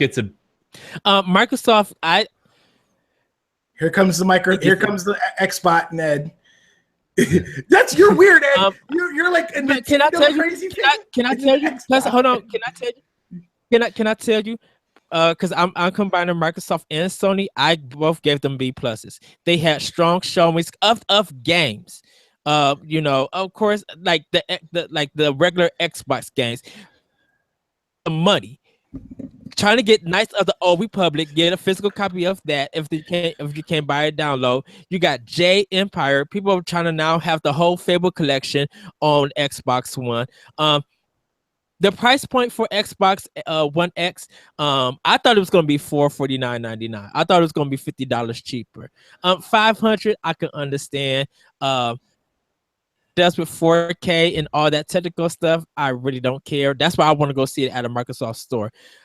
Ori and the Will of the Wisp looks really good. Yep. And animation rise. And I just want to say this because me and Adrian were on the guys at Simon's Cakes podcast, shout out to them. We were having a discussion, and I was saying the emotional feel of the first Ori trailer, I didn't feel that same emotion in the second one. Yes, the second one is also emotional, but the first one made me want to get an Xbox One and really make me feel that emotion of losing that parent. Just the trailer. And this one with the owl and stuff, like losing his parents and stuff, I thought that was a beautiful art design when it started expanding for that wide shot. I love that shot, but I didn't feel that emotional to it. So that was the only thing I was feeling about that. But it is a game that I want. Dark or something like that, that MMO, or Black Desert, that MMO. If they make that like action style combo, like really fast, I'm down for it. Like I literally want that game. So that's why I gave Microsoft a B plus. I mean, they really have some games that I want to buy. I'm not sold on the Xbox One X because I got an Xbox. I'm not really impressed with 4K or anything like that. But they brought some games. Player Battleground Unknown is a Player Unknown Battleground. I mean, that's a big win for them. The BC for the regular Xbox games, that's a big win for them. Like to gamers, and they went out. So that's just my thing. And I like. Oh, sorry. I'm sorry. Continue. Oh no, go ahead, Corey. Go ahead, Corey. I do like the fact that Xbox is giving people choice on where to play their games, but the fact that all of these games can be played on Windows 10 is like there's too much choice. And that's really hurting Xbox. I have a comment about this. They're cannibalizing themselves, but the Xbox One X is essentially the beginning of Microsoft basically giving you a closed-ended gaming PC. Yeah. The Xbox One X is pretty much that. So, which I really agree with you. Melding it all together and just making Xbox and Win 10 PC just one and the same kind of. Yeah. And as someone who just got an S last year, like I have no reason to get an X because all of these games are going to play there. If I want to play a game in 4K, whatever, like, Lee built me this PC, and like I'm not going to be playing a huge 4K game. I'm not playing my Xbox to play something that to look great, like you know what I'm saying. Like, looks I super feel amazing. Yeah, you're more for the gameplay, not so much for the graphic. You're like, hey, as long as it plays good, it's fun. And as soon as the gameplay starts failing on my Xbox, like say Halo 6 comes out and is a stuttery mess on my Xbox One S, like I don't even know if I would upgrade to an X then. I would probably just say, okay, I'm sorry, I'm just going to buy it on Windows 10, I guess. Yes. Like, and that's what I want to see, like the 4K from S and for like one, like, is there going to be a difference, a visual difference? Because that's the thing, a lot of people expect that there's going to be that visual difference. There's a visual difference. Sell. Yeah, there's a visual difference, and on some games, depending on the developer, it'll make certain games perform better. The only thing that I really think that this is a treacherous slope that Microsoft is on is you get that one game that runs like absolute garbage on the original Xbox One, and then it's their whole Xbox One family is the people are going to start poking holes in it like crazy. yeah, I as much as I say I'm not going to upgrade to an X, I'm sure if Xbox One and PS4 are still a thing in 2 years and they show no reason of slowing down, and these are really just the next evolution of consoles where they break the generation gap, like, I will probably upgrade to an X in 2 years. But everything they showed me, like, the only reason why I upgraded to a PlayStation 4 Pro is because my PlayStation 4 launch box started failing. It failed. Yep. So I got a Pro because just because I was able to do that. Like, I'm fine with my Xbox One S. And if all of these games are promised to work, this, like, pretty much run the same aside from graphical enhancements, like, I'm okay with my S. You know, I'm okay with it. So, and I know. Although the X is a pretty box, I do have to say the X is a fantastic looking box. I can't believe they got all that into such a small box. Yeah, well, compared to the ginormous VCR, the original Xbox One looked like. Yeah. That's the one. Yeah. That's the one I still got. And see, if Metroid, dude, they're showing Metroid for 3DS. What? A 2D Metroid for 3DS right now on Treehouse. What? Game? A 2D Metroid on 3DS. I'm getting there. I'm getting there. Let's see. Oh, the baby. Okay, I gotta charge my 3DS. Dude, I like that art style. I do too. Why is this not on Switch? Because it's probably already been in development for a while. I know. Shh. I just like to complain that not everything's on Switch. Samus Returns on Switch. Is that the name of it? Metroid and Samus Returns. Holy crap. Hold on. This is amazing. Look at this fight scene. Please say there's a Switch version. Metroid. Samus no, this Returns. one's only for 3DS. Gosh, now I got to charge my 3DS. Oh, they really Team Ninja had to work on this game. You say that about every game. Team Ninja because has like development ninjas in every company. Ed. No, because of about every game. No, because of that fight style. Because of Metroid Other M. So I wonder if they incorporated that. Wow. Yes. I cannot believe it. Yeah. 2 Metroid games. My hair might grow back after all. Corey's like, Christmas came early. Corey's definitely like, Christmas came early. Oh my gosh. I can't believe they have a 2D Metroid coming out.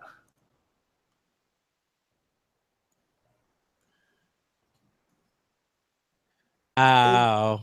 It's so pretty. I just like giving Ed crap. I love you, Ed. You know that. I just like giving you crap because it's we have fun. But can I say this? The last thing about Xbox for me is that I do buy a lot of games on my Xbox One over my PS4 because sometimes that game would have a sale that's not on PS4. And I just controller wise, I've adapted to the Xbox One controller over the PS4 controller.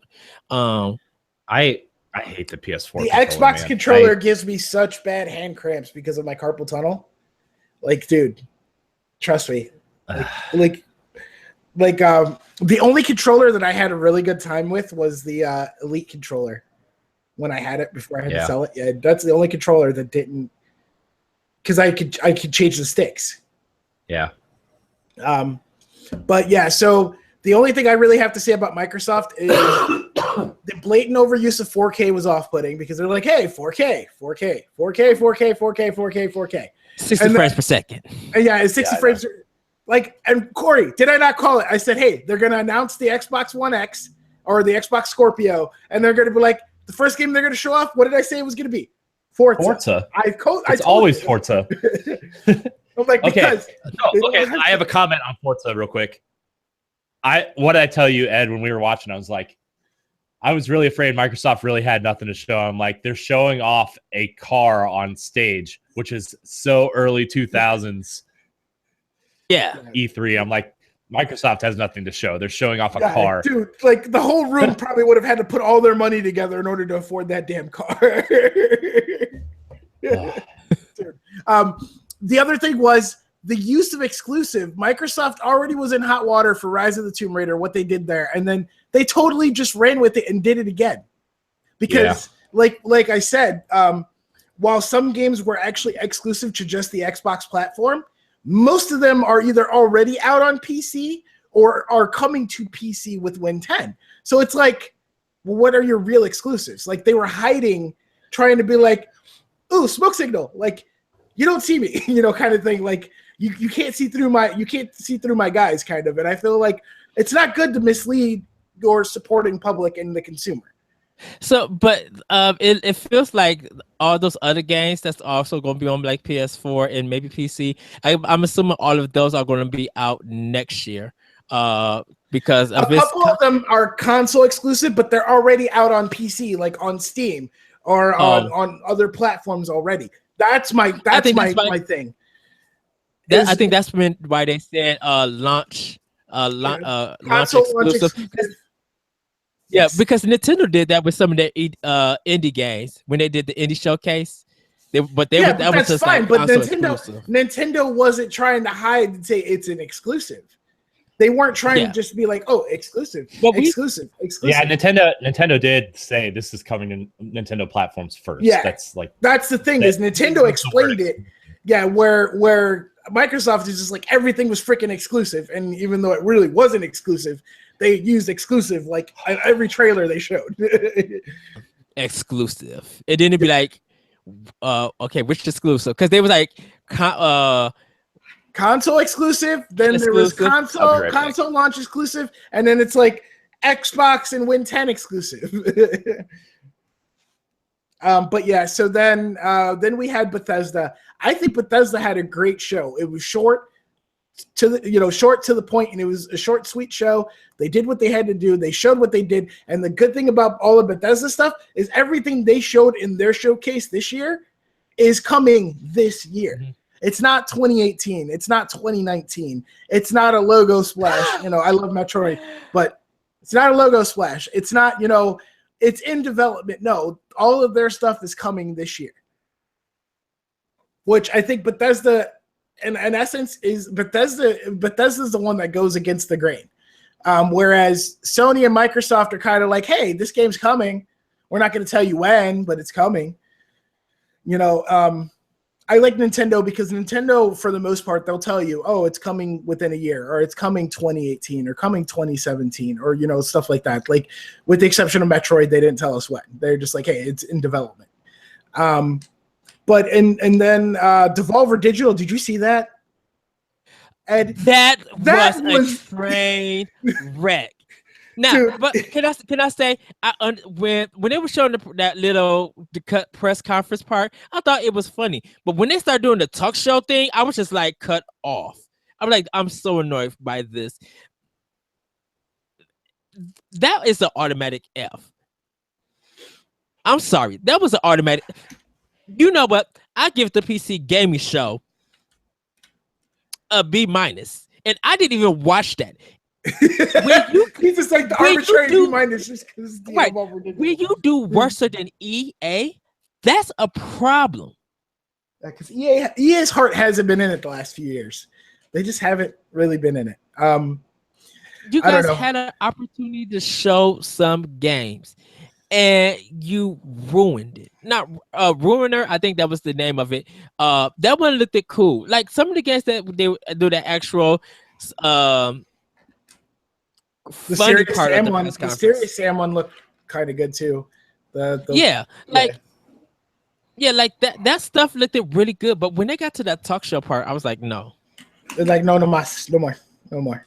Yeah, but and then we started with PC gaming yesterday. PC gaming, from what I heard, I didn't get a chance to watch it either because I have life responsibilities. I had a sick kid, and one kid didn't have school, so I was like running after them all day. Then I had to go get my other one from school, so I didn't get a chance to really delve deep into the PC gaming show and watch it. But from what I saw, the bullet points and the highlights of it, it was a good show. The only thing is that they still haven't learned how to talk hardware without being over boring, because it's like once they start talking hardware and pushing, this year was supported by Intel. So once Intel got on the stage and they're like, oh, we have this, and this, it kind of like, yep, it's time to check out now. That's some time of your life you can't get back. And then we had Ubisoft. So Ed, I know you have a love-hate relationship with Ubisoft to a point. Yes. Okay, so they led off the show with, what was it, Assassin's Creed? Mario. Well, Mario Rabbids, yes. That was great. That was a great moment. We all agree. I think Corey agreed too that was a great moment because it's Mario XCOM basically. It's with that, with that kind of thing basically is what it looks like. Then it was what, Assassin's Creed. So I know, Ed, you hate Assassin's Creed for the most part. I know you do. But what do you think about the setting and the aesthetic and them kind of taking the 2 years to kind of come back and be like, hey, we had to reinvent the wheel with Assassin's Creed, basically? This is a non-Tom Clancy game.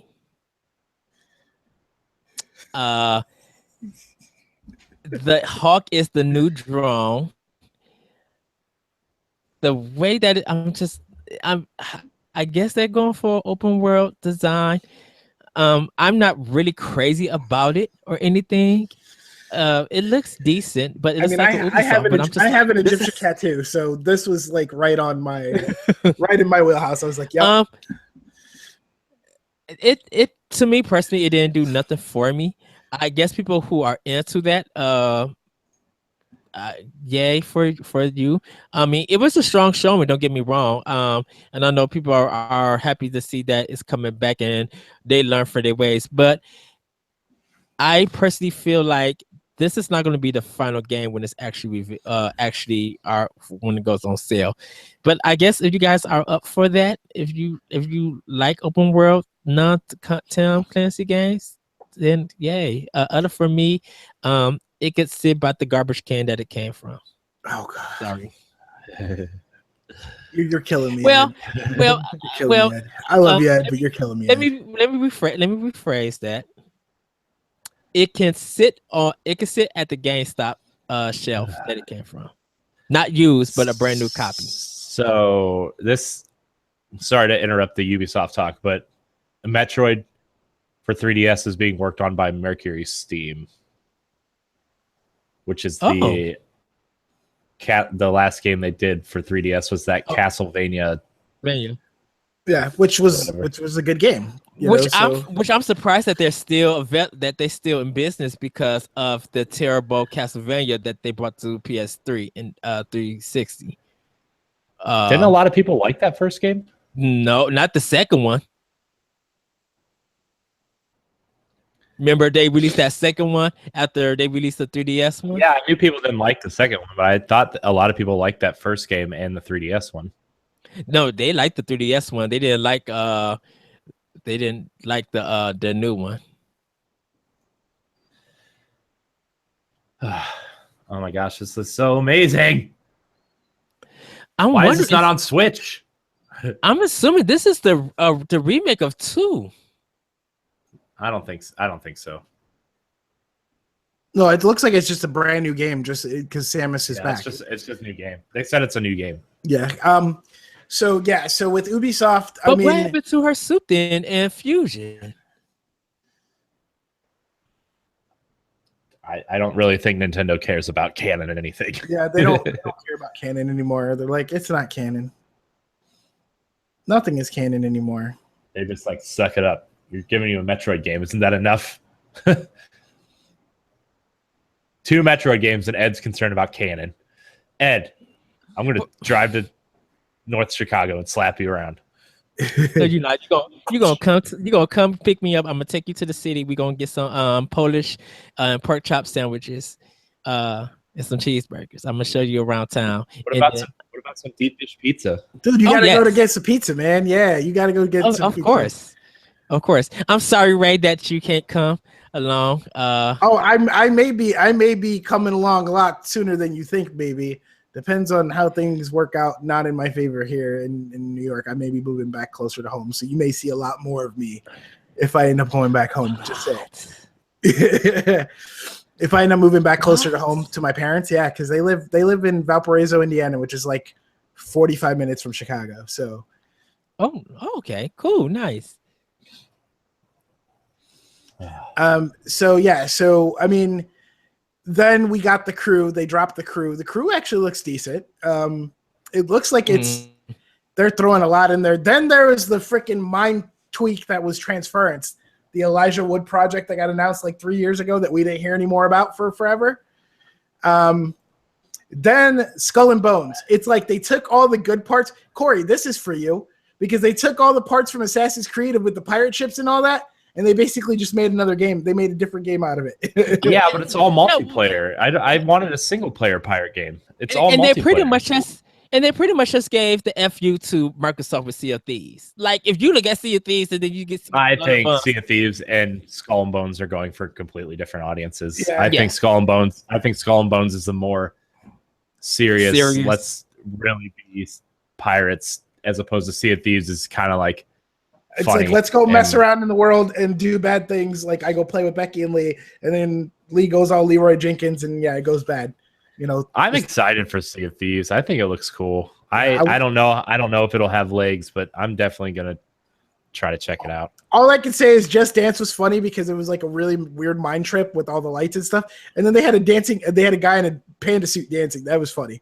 There's always something with Just Dance that makes it interesting. And with the Just Dance thing, I was just like, I guess now they're introducing international, that Japanese pop track. I haven't heard anything internationally put into a Just Dance game that I know of. It's mostly been like US hits and stuff. Yeah. So Corey, South Park, Fractured Butthole. What do you think? Yep. Not and then did you see the South Park I am a little surprised. They didn't announce it for Switch. Like if one of Ubisoft's games was going to come to Switch, I thought it would be that. Just because it's not super graphically intensive and like, you know, it's more of a systems-based game than it is a full-on RPG. But I never thought Ubisoft would be getting into the toy to life market. Did you see the Starlink battle for Atlas? It looks like No Man's Sky on crack, basically with modular ships is basically what it looks like. Yeah, seems like kind of a late to the party to the Toys to Life. Yeah, Toys to Life is dying, and if it's not already all dead, Lego is the only one holding on, really, because not even. Well, Amiibo, dude, you already know people don't collect Amiibo to play with them. People collect Amiibo to put them in their cabinets and display them, and not ever use them or take them out of the box. That's true. Hey, but it's still Toys for Life. It's still making money. Nintendo basically has a license to print money. Just saying. With those. Then there's the game that nobody else has system. What was that? We made a failed system. Let's sell toys. We'll make our money back exponentially. But they really look interesting. Me and Corey was talking about it earlier on the pre-show, and I kind of feel like if they do it almost like a Star Fox Adventure, not Star Fox Adventure, a Star Fox game, I'm like down for it. Like if it controls well, I'm for it. I'm all for it. I do want to give it a try. Then the stuff that nobody asked for, because I don't think Steep sold very well at all. But Steep Road to the Olympics, I was like, what the? It got good reviews, but yeah, selling well. I think it's so decent. It's still supposed to come to Switch. Far Cry. Are you guys hyped for Far Cry? Because Far Cry basically is Far Cry about mixed Far with the Cry. Tom Clancy games. Just saying. Okay. Because like Can all I this tell stuff you, from those games. Can I tell you, me and Larry was talking about this? Did I just bleep out again? Oh no.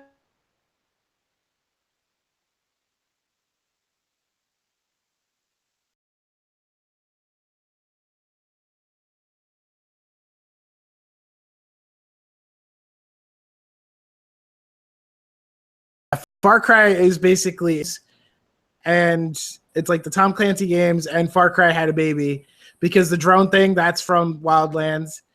The targeting system is from Wildlands. The exploration is coming from Wildlands. Some of the gun stuff looks like it's coming from Division. So I think that's the one thing I can always give Ubi credit for, is even if things don't work out for one of their games, they find a way to implement those features and those mechanics into other future games and make them better. But you know, and then what was that? What was next? Oh, Beyond Good and Evil. That caught me off guard. Were you guys hyped for Beyond Good and Evil too? I think I'm the only person that bought that game over Prince of Persia that year. Well, I bought both. Yeah, me too. I brought Prince of Persia because Tom Clancy Splinter Cell came free with it, and then Beyond Good and Evil for GameCube was very hard to find. I had to get like a used copy for it. I think more people in my area bought it on GameCube than they did for PS2 and Xbox, because you could find multiple copies on that system. But for GameCube, it was hard to find. But I did end up buying that game. Yeah, I think Beyond Good and Evil 2 is going to be that rare exception to the rule where a cult classic is going to become mainstream. I think it does a lot of interesting things. I think, you know, I don't think it's going to be a Mirror's Edge situation where, you know, the small majority clamored for it and then it didn't sell well. The new one didn't sell well. I think the smart move would be, if you pre-order this game, at least digitally, you get Beyond Good and Evil HD. Yeah, they give us so people can play the first one. Yeah, play the first one. And so, I really liked the first game a lot. Yeah. I really liked it. It just doesn't. At the time, I didn't really know it was like. My problem is the mechanics. Sell well, but the mechanics of the gameplay don't hold up so great now. It's hard. No, they don't. I went back and played the HD version. The mechanics kind of blah. I'm not gonna lie. It's stuck in the PS2 GameCube era of mechanics, you know, but like it still had an interesting concept and really cool characters and stuff. And I think if they can pull off that, like the realization of exploration of like that major city and all these other planets, and like the ability to, I guess, colonize. I guess that's what you're trying to do, is like set up little colonies on these different planets, right? Or like that's like this story where like they're making these animals in a lab where they're like make colonies. Isn't that what they said this was? Yeah, like, pretty much. Mm-hmm. I think if you can create cool characters and set up a resistance feel to it, like they did in the trailer, like the monkey guy, like, you know, and make a cool character that was as interesting as Jade. And I think this new, I'm assuming this is the character you're going to play as. Yeah, it's a prequel. Black woman. Yeah, it's a prequel. Yeah, so like the curly hair. Yeah. I think if you make those characters interesting and make like the characters you interact with interesting and tell a good story, I think this is going to sell very well. I think they're going for more. I think gaming has M-rated. Oh yeah, I think they're going for that we're going to release a game that fans of the original game are grown up now, and this is the story they want us to tell. Right, because it was teen when it first came out. Right. So yeah, I'm really interested. I really want Beyond Good and Evil 2. Trailer and the comedy of the trailer and like just the tone they were setting was just like it was awesome. Great. Yeah, it was great. So now to apply to both of your sensibilities, more to Corey than to Ed, because Ed there's 3 words that four words I could say, and Ed's gonna be like, "Yep, Shadow of the Colossus on PlayStation, the remake." Questionable. Questionable. You're not on board with that? I don't care about Shadow of the Colossus at all. I'm not saying I'm not on board of it, but I was kind of weirded out. Be like, is this a sequel or a remake? It's a remake. It's a remake. It's been confirmed it's a remake. So it's a full ground up remake. Okay, because can I? Go ahead, Ed. Well, Sorry. can I say this? When I seen the logo Studio Japan, I literally got happy. I'm like, oh, it's their next game. What they're going to show? Because The Last Guardian was such a beautiful game. Like, it was I a very enjoyed underrated that game. I don't think it got the love it deserved. Yes.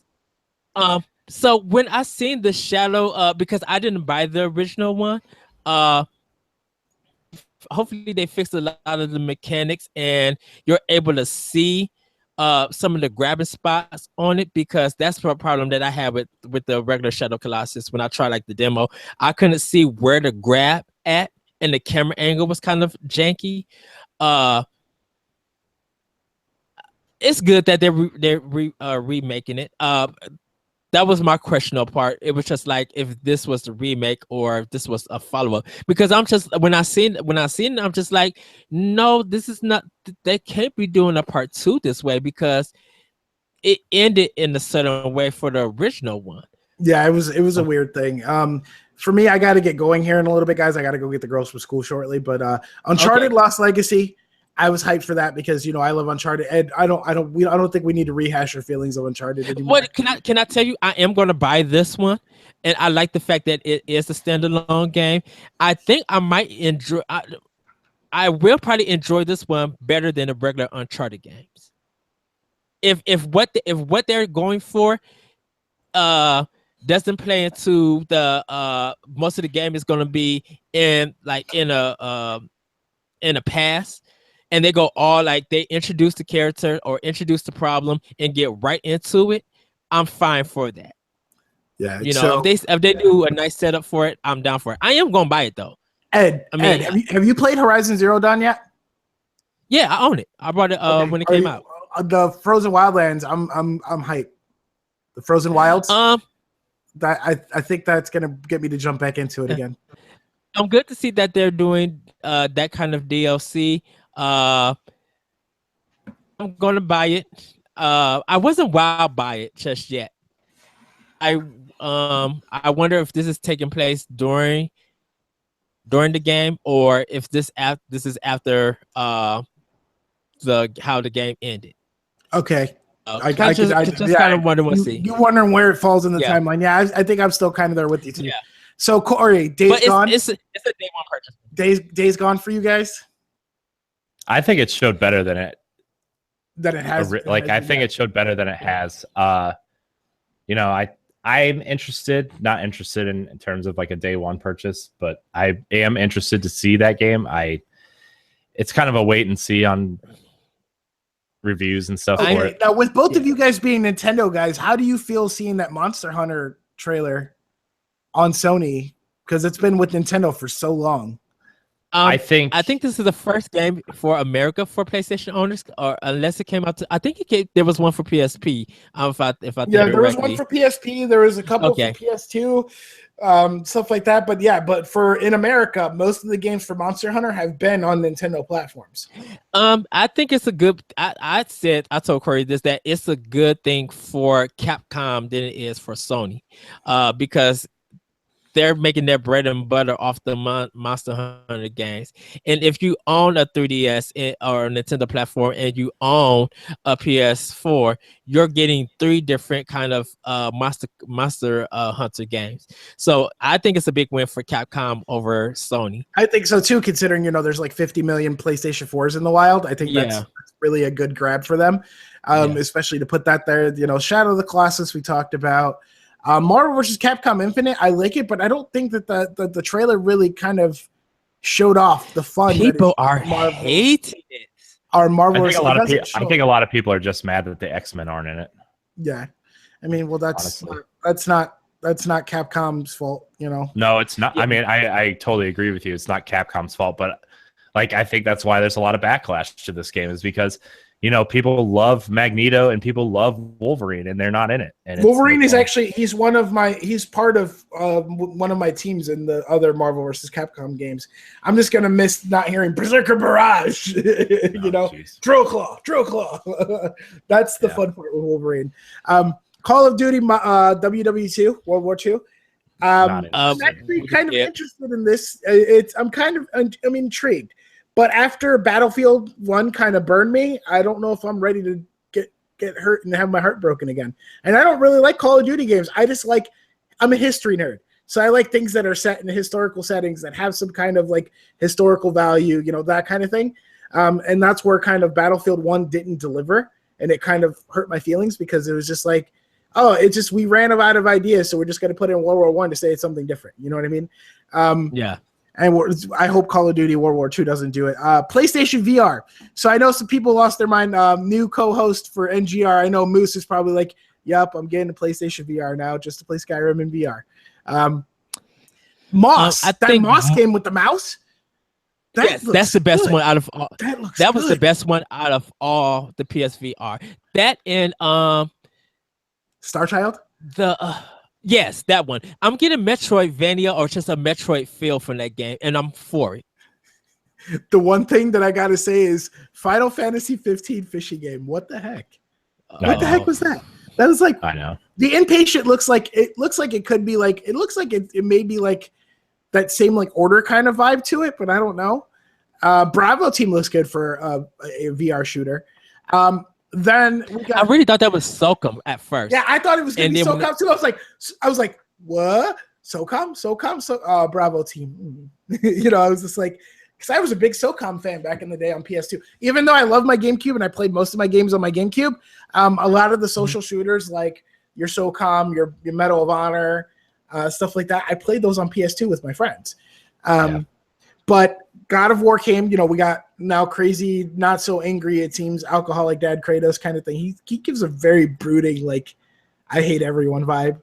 Though he's not so loud. He doesn't scream as much anymore, it looks like. I have a feeling that if they kill the kid and Kratos get his powers after they kill the kid, I'm down for that. Other than that... why do you want them to kill the kid? Because it's a cliche story, and knowing Sony making cliche games at times, I'm expecting that. Okay, so then I think God of War. I think God of War looks great. I think it's, dude. I like that collapsible shield. Did you see that where he closes his fist, the shield comes out, and then he opens his yeah.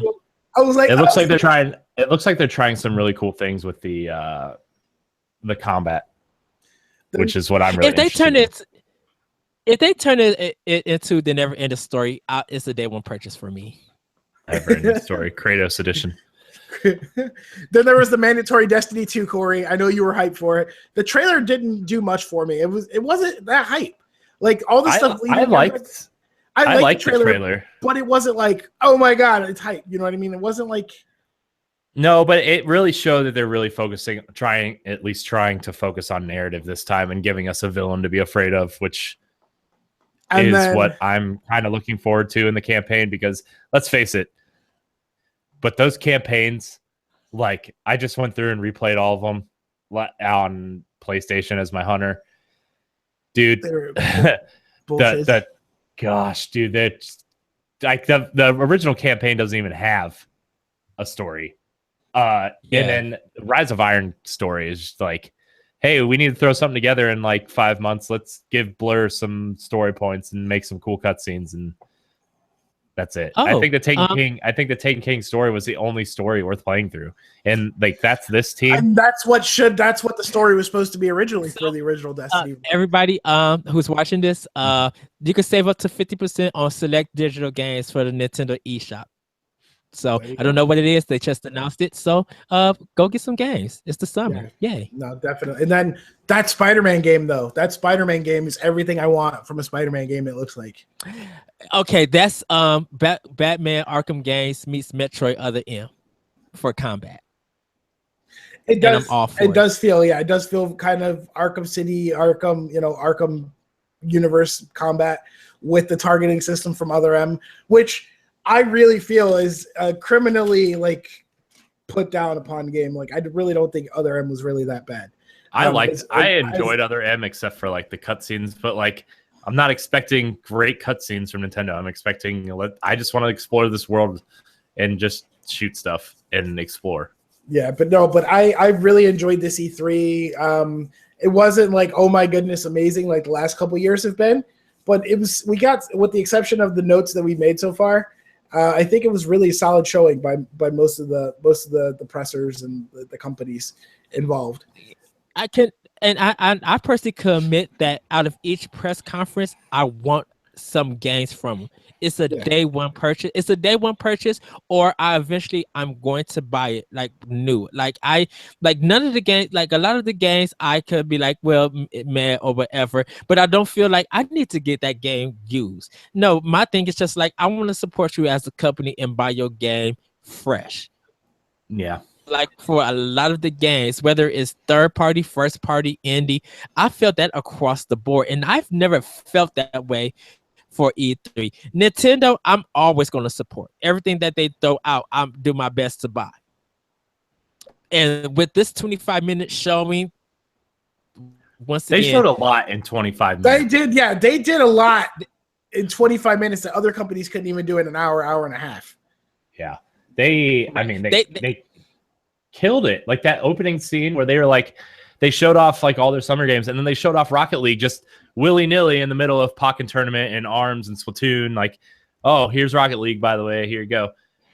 Oh, they showed Rocket League when they was doing the montage before the whole press conference. That's what I'm talking about. Yeah, that's what I'm talking about. They just kind of nonchalantly threw it in there, and then they brought attention to it later. Because you know what's funny is I didn't even catch it. During the montage, I didn't really catch that was Rocket League for a minute.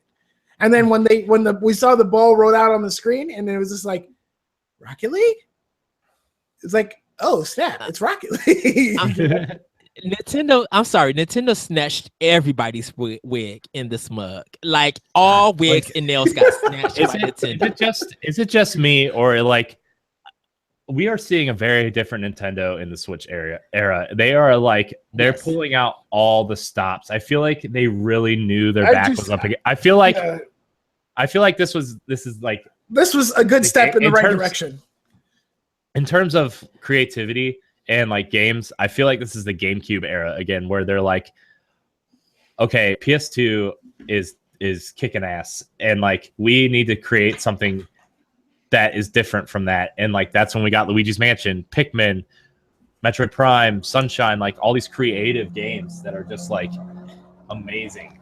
And like I feel like they feel that, okay, our back's up against the wall again, so we need to, like, they're really spacing out their franchises good. Like, okay, every month we're getting a big Nintendo game, all the way up until next year, where they said, Fire Emblem's coming early next year. I think it's that commitment. Oh, to say, I think that commitment to fun that Nintendo has always stuck by, and they kind of want to continue to get that, continue to go. Like they want you to continue to talk about their games. They want you to continue to be excited, and they want you to have this negative opinion of them and let their games prove it. And when their games do prove it, that, okay, when Nintendo said they're about fun and they're about games, and I don't know about people saying, Nintendo heard and they answer. I think that stuff was already planned. I think Nintendo. I'm just glad on one note before I don't mean to interrupt you, Ed, but Nintendo. I'm glad Nintendo didn't Nintendo. They did Nintendo for the first time in a while, because they have the tendency of going one step forward, two steps back. I'm really excited to see what they do, but I'm got to get going, guys. Peace out, guys. I love you all. Rise above, guys, as always. Check out our stuff for our coverage for E3, youtube.com/Phoenix Overdrive. Also Facebook Live, facebook.com/Phoenix Overdrive. And Ray, shout out to Becky and Lee. Yeah, shout out to Becky and Lee, who couldn't be here because they're adulting right now. We've been covering our stuff, so if you guys have followed what we've done, go to the Nation and stuff like that. We did some live threads and discussions there. So, but thank you guys for having me on, Corey. I was like, Corey, I have to talk Nintendo with you. Please let me come talk Nintendo with you. Before you got on, I was like, wow, Ed, this is weird. People actually want to talk positive about Nintendo with us. But thank you guys for letting me come back on the show here, and I hope you guys have a good rest of the E3. Watch some more Nintendo. Keep me posted. Let me know what happens. Samus Amiibo? No, they're showing off. They're showing off Metroid Amiibo. I'm gonna have to look at that and just went getting schoolgirl. I got there's a Samus amiibo and there's a giant Metroid amiibo. All right, guys. Love you guys. Catch you later. Larry Chess. Bye, Ray. Ed, this is exciting. I'm gonna turn up this a little bit. What's your time like, Ed? Like, I know at 3:30, which is 4:30 your time, I have to leave to go get my sister from work, and I probably will hopefully try to be back by 4:30. I will, depending on, because shout out to the Happy Hour with Johnny and Deuce. They're recording their show, and I think I'm going to be guesting on it. So I don't know what time that is, but I'll let you know. I got to figure out when we're going to do World 101. I don't know if we're doing it today, but we're waiting for probably. I told Larry that I want to wait for like the Treehouse to announce more games so we could get what we can. Other than that, I'm live with you until till new stuff comes up, till I gotta leave and come back. So you guys will have us. You guys will have me until whenever I have to leave. So so happy I have my Pokemon shirt. Yay, announcement of Pokemon games. I'm so happy. And I guess I have to apologize for soundtrack. The Pokemon Switch. Metroid soundtrack. Huh? Oh, I love that Sims t-shirt. All right, Ed, I will be right back. Everybody who's watching, enjoy the treehouse for a couple minutes before I come back. I am going to get some food because I am hungry. But I will be right back. All right.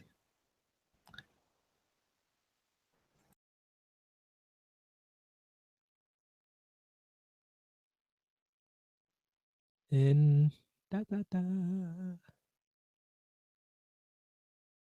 listen to this.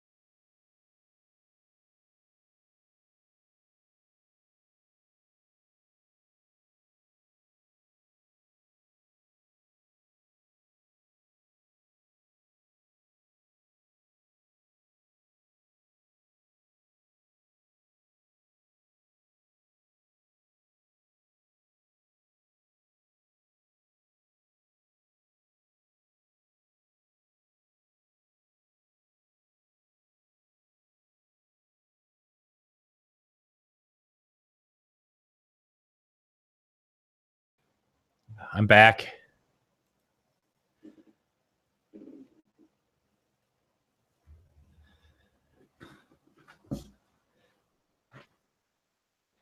All right, Ed. You're catching me. You're catching me in a rare occasion. I don't usually drink. I don't usually drink, but this is cause for celebration. I'm celebrating. That Mario Odyssey theme song is so catchy. I just put on. I just said on our chat for World 1-1. I said I want to put on the zoot suit and dance to that soundtrack. Like Nintendo just has the best music. Yeah.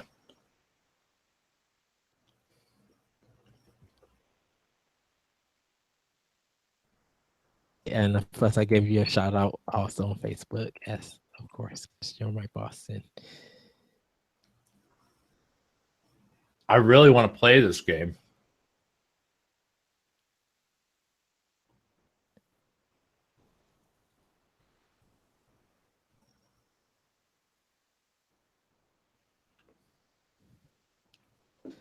Ed, I'm going to be so poor just by buying Nintendo games. I'm not even going to be able to buy the rest of the games I want to buy. I'm going to be making sure that people called in so I could go to work so I can make sure I have the extra money.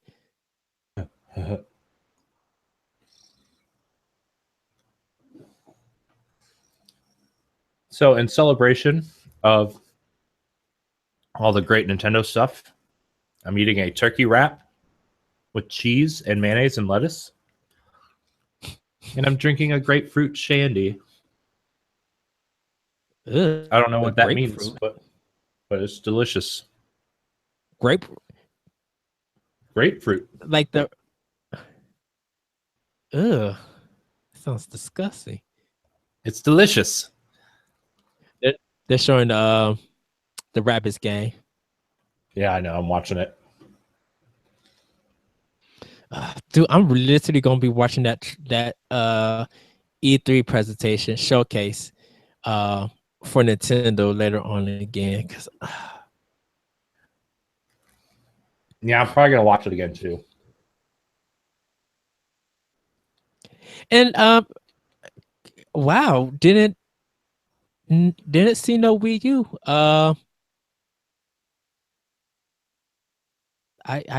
Wow. What? Just wow. I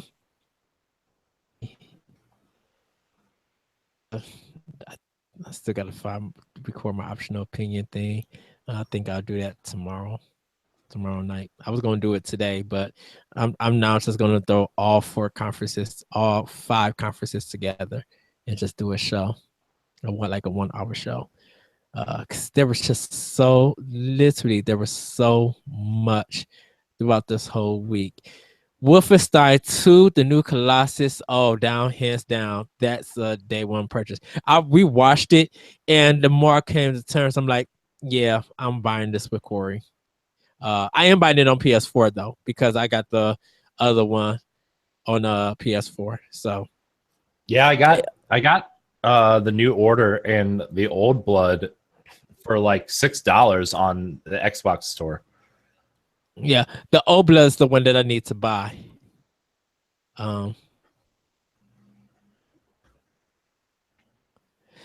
So I know we have our E3 predictions that we did on the show. Yeah, how wrong were we? Oh. Who knows? I want to mention this, and this is actually from Optional Opinions. On my prediction of E3, I did say Elder Scroll game announcement. Last year games get actual release dates. New IP for Switch. This is for Bethesda. We didn't get the new IP for Switch. We didn't get the Fallout Shelter 2. But I put the Evil Within VR. But we got a part 2 to that.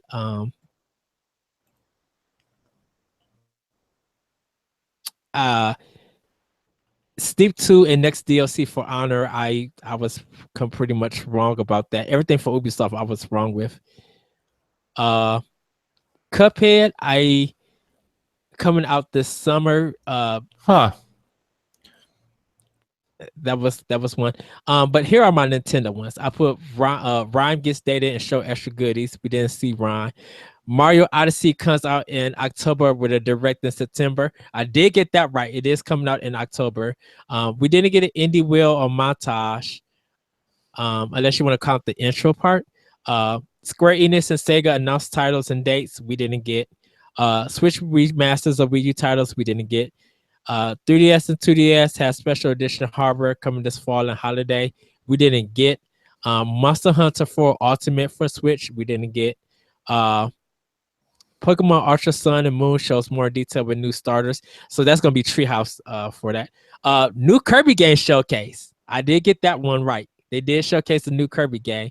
Fantasy Stars for Switch didn't get announced. And Codename Steam 2 and Advance Wars come back. And that didn't happen yet. So some of my predictions still could happen with the Treehouse Live.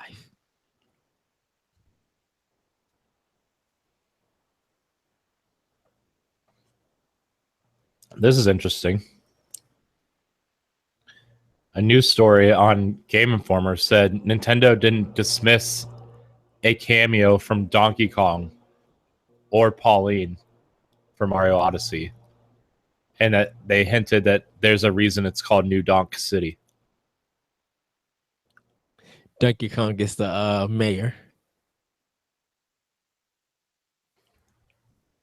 prize. That'd be an interesting twist.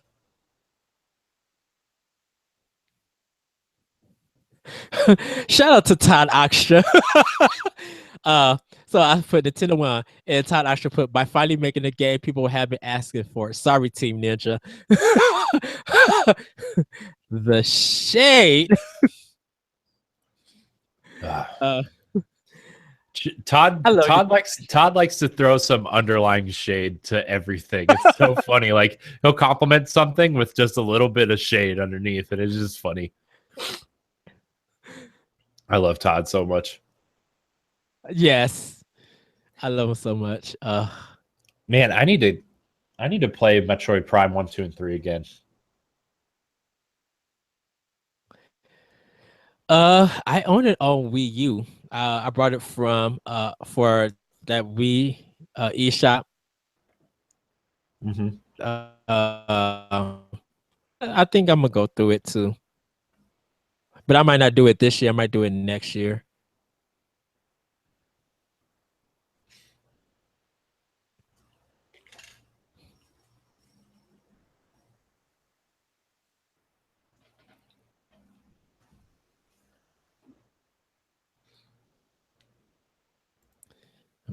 I know I spelled Odyssey wrong again.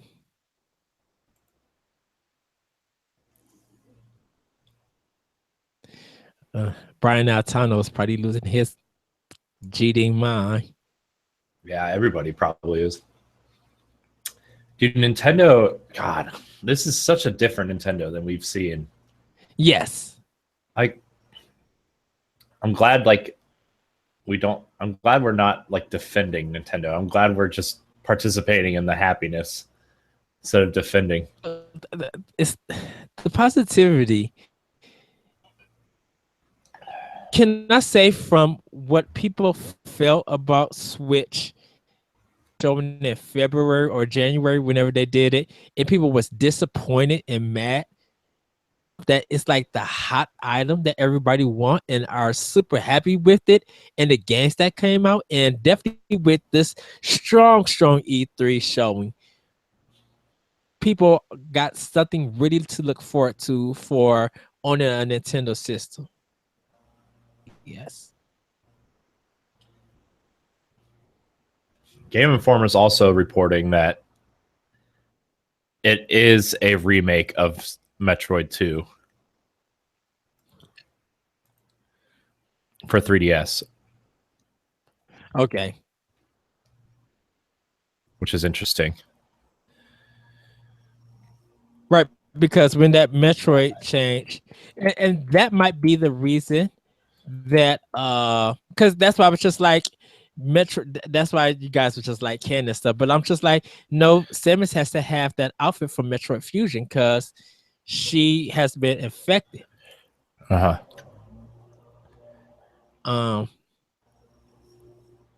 Dude, October 27th is a busy day.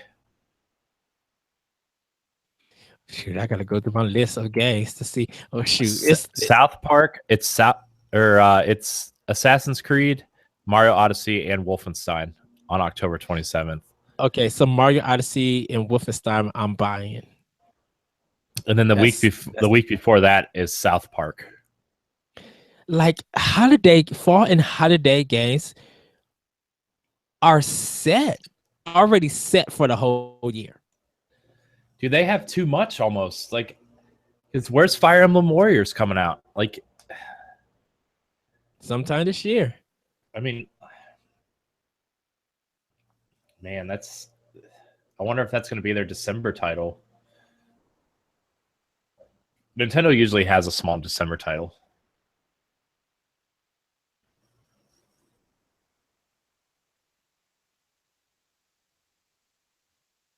Hold on, what's that? This game looks so good.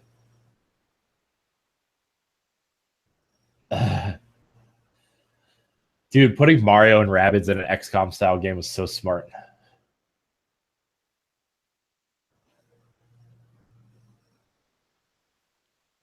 Brian, I'm listening to Brian Altano real quick.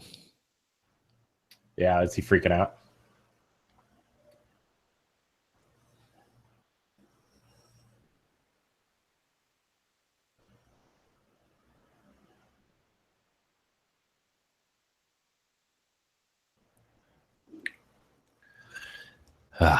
This is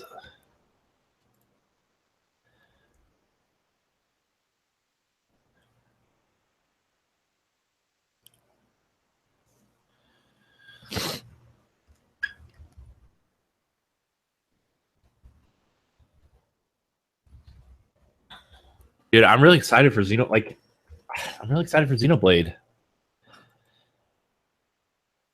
Yeah, Xenoblade Chronicles 2. That's just a must-have. Yeah.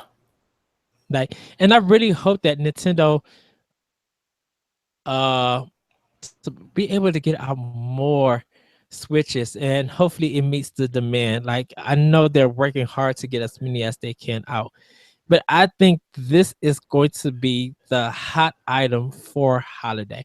And I think this, with everything they've announced, it's going to be. I think Xbox One X is going to get destroyed.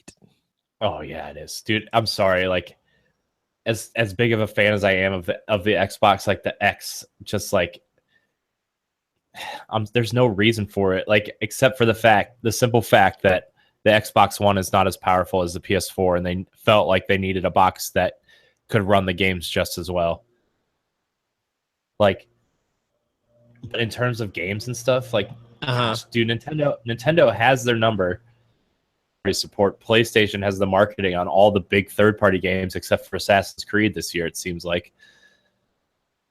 So, like, I don't know. The Crackdown, there's got to be something in Crackdown that's got to be amazing to sell that box. I'm sorry. Okay, so my other boss from Skirmish Frogs posted a picture. Is Larry here? Is Larry home? Should we get him on here? Yeah, he should be. Yeah, he's at home. Yeah, you can see if you can hit him up, Adam. But sorry, continue.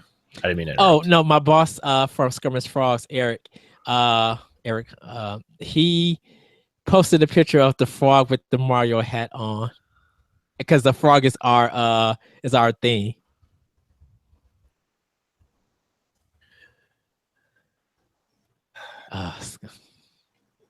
Dude, I want to hate the rabbit so much, but that Luigi rabbit is awesome.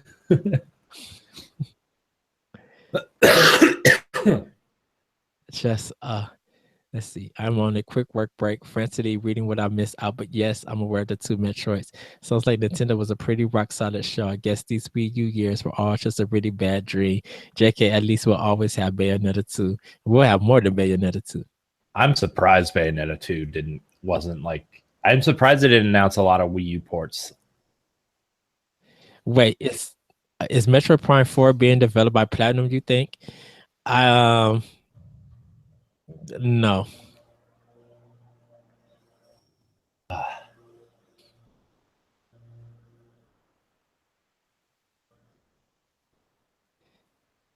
No, Team Ninja can't be doing it because they're well, yeah.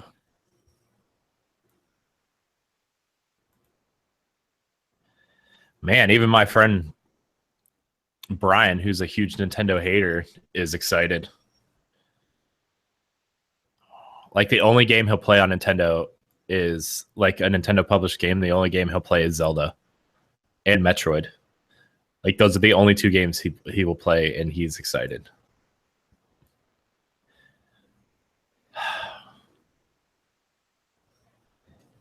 Larry's coming in.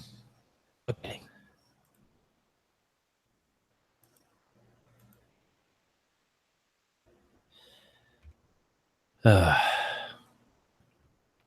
Man, dude, I just want to say that like I'm like honestly I'm surprised they didn't announce more Wii U ports. I mean, as much as I really don't care, like I'm surprised they didn't announce like, you know, Bayonetta might. I mean, Treehouse still going on. They said they're going to have more breaking news throughout the day for Switch and 3DS. But as of right now, I'm surprised. Like, hey, here's a list of Wii U favorites that are coming to Switch this year for like until we get those games next year. Like, they didn't announce anything. I thought for sure, like I thought for sure Bayonetta something was going to come to Switch, like Bayonetta port, or you know, even an announcement. No Smash, no Mario Maker, no Pikmin, no like none of that. You know, I'm surprised. Super Mario Annual douchey. Yeah. Hey, as soon as Larry pops in here, I'm gonna leave and come back because like it's not allowing the person who's talking to pop up on the screen. Oh no. So that I'm gonna leave and come back. Okay. That might mess up the stream a little bit, but that's okay. I'll fix it. I'll be here. You know what? I'm gonna try it right now. Hold on. Okay. If I lose you, I'll call you back. Okay. Wait, yeah, because you are the host.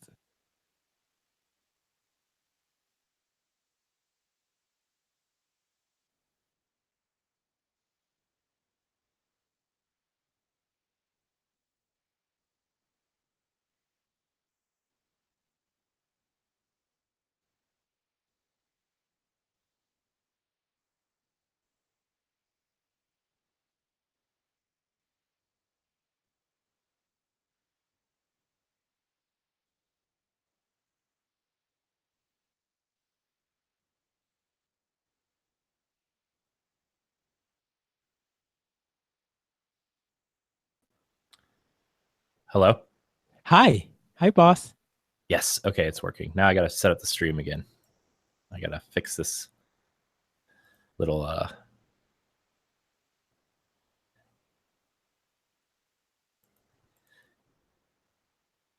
man, dude, I am so excited for this. Like, yes.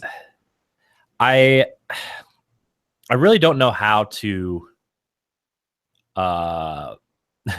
contain my excitement. I think sorry anybody who's watching the stream, I just got really big on the screen. Wait, I know I'm not what you want to watch, but can't wait to play. Only 3 months. Is Metroid coming out this year? The 3DS one. The 3DS one is coming out in October because Pokemon's going to be their big November game. I think that's what they said. They did confirm Metroid's coming this year. July? September 15th is Metroid's coming. September 15th. I didn't see no date for it, so I kind of want to write that down. I'm going, man. Oh, Didn't we say that we were going to leave the show and go pre-order Metroid? Yeah, it's not up for pre-order on GameStop yet. I've been looking. Yeah. Trust me.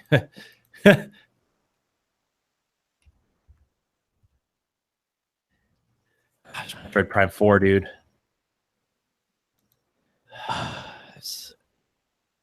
I'm so happy right now. Nothing really that was announced at E3 is available for pre-order yet. But most of the games, except for the Mario versus Rabbids.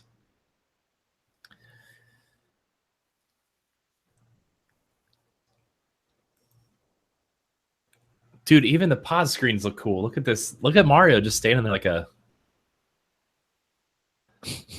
champ. Gosh, dude, the Luigi Rabbit is so dumb. Gosh, he's amazing. He looks so dumb. Shout out to you, Josh Brent from Life of Gaming. He just put emoji of a laughing emoji. Kyle's in the chat. Hi, boss. Oh, well, not boss. I'm sorry. Hi, Kyle.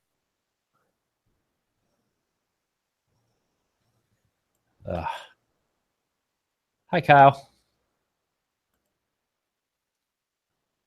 I haven't even been watching the chat.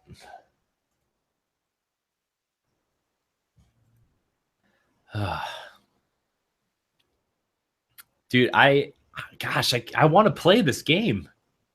Like, this is probably the next game I'm really going to dive into because I love XCOM so much. And, like, being able to use Mario characters, I'm really glad they're showing it. Like, and I feel like this is a good way for people to get into strategy tactical games. If it plays easy and it's not too punishing, people can be like, you know, start off with this and then try Final Fantasy Tactics. Try if you on the Switch, try Disgaea 5. If you still own the Xbox 4 and a Xbox One and the PlayStation 4, I believe XCOM is on those systems, or is it just 360 and PS3? XCOM 2 is on PS4 and Xbox One, and then Enemy Unknown is backwards compatible. Look, it's a Larry. It is. Probably. Did you clean yourself up? Did I what? Have you cleaned yourself?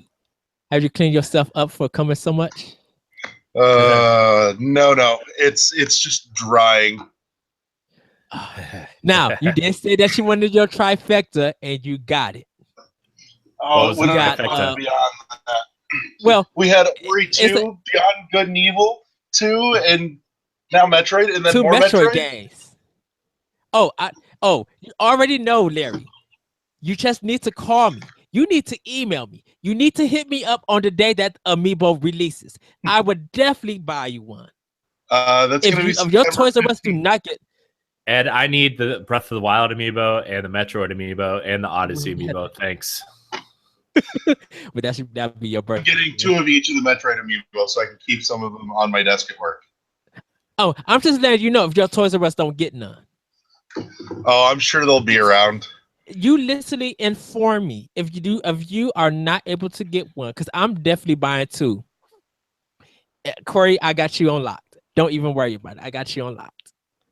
I love you. I know how you feel about getting. I know how you feel about getting gifts, but I got you on locked.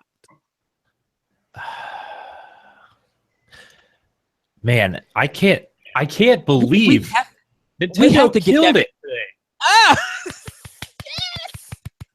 Yes. Like, dude, they didn't announce anything I thought they were going to announce, and they still killed it. Right. That Metroid with the soundtrack. Except for I did say I went on record that on multiple shows I did say Nintendo was going to show a Metroid logo today. I said it 3 weeks ago. Just want to throw that out there. Yeah. And shout out to the guys who made AM2R. Who came on the podcast. Shout out to them. Love those guys.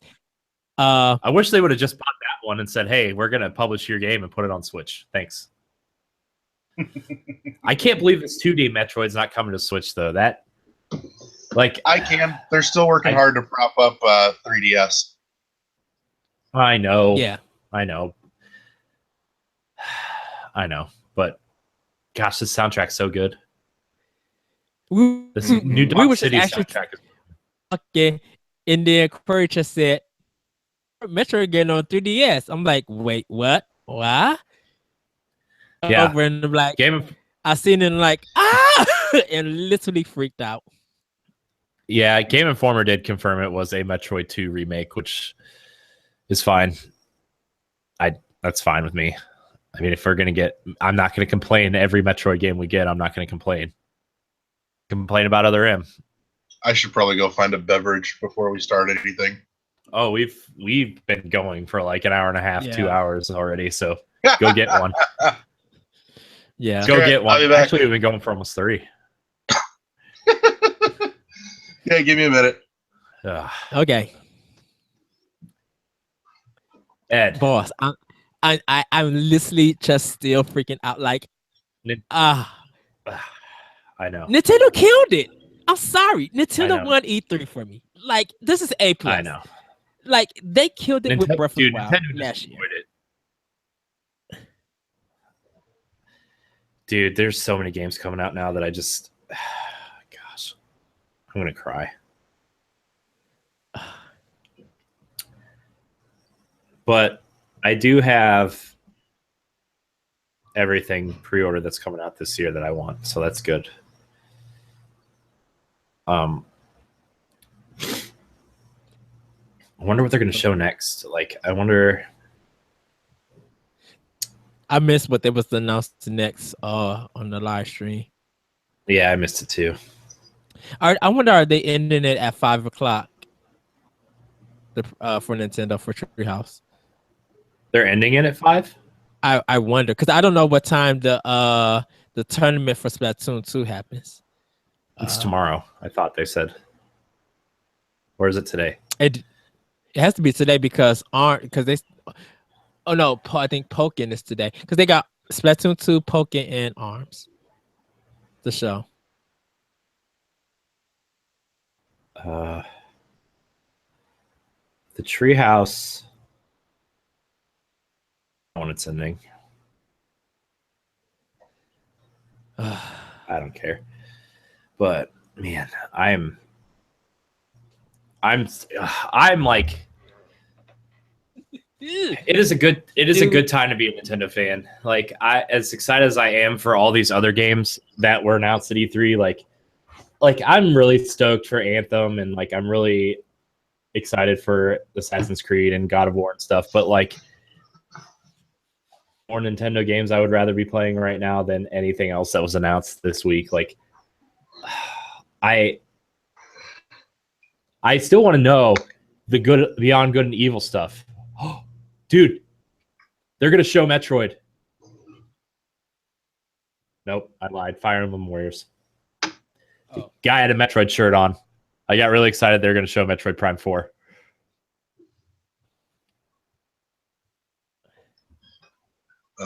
It's been such a good couple of days. I mean, so Larry, we haven't gotten your opinion on the other conferences. Well, my thoughts on that have all been posted as through our Warp World episodes on World 1-1. Devolver Digital was fucking hilarious. That shit was funny. Dude, I was 3 minutes into that conference. I'm like, I can't finish this. This is ridiculous. It's 15 minutes, but it was so funny.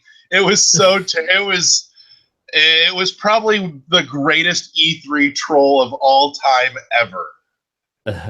I do have to give it to them for trying to have fun with it, though. Like, you know what? It was probably the most honest press conference ever because they straight up said, "We want your money." It's true. They did say that. Yeah. Did they announce anything interesting? Not really. Okay. I didn't think they did. But. As a point of reference for anybody that doesn't know, Devolver Digital are the fine folks that make genital jousting.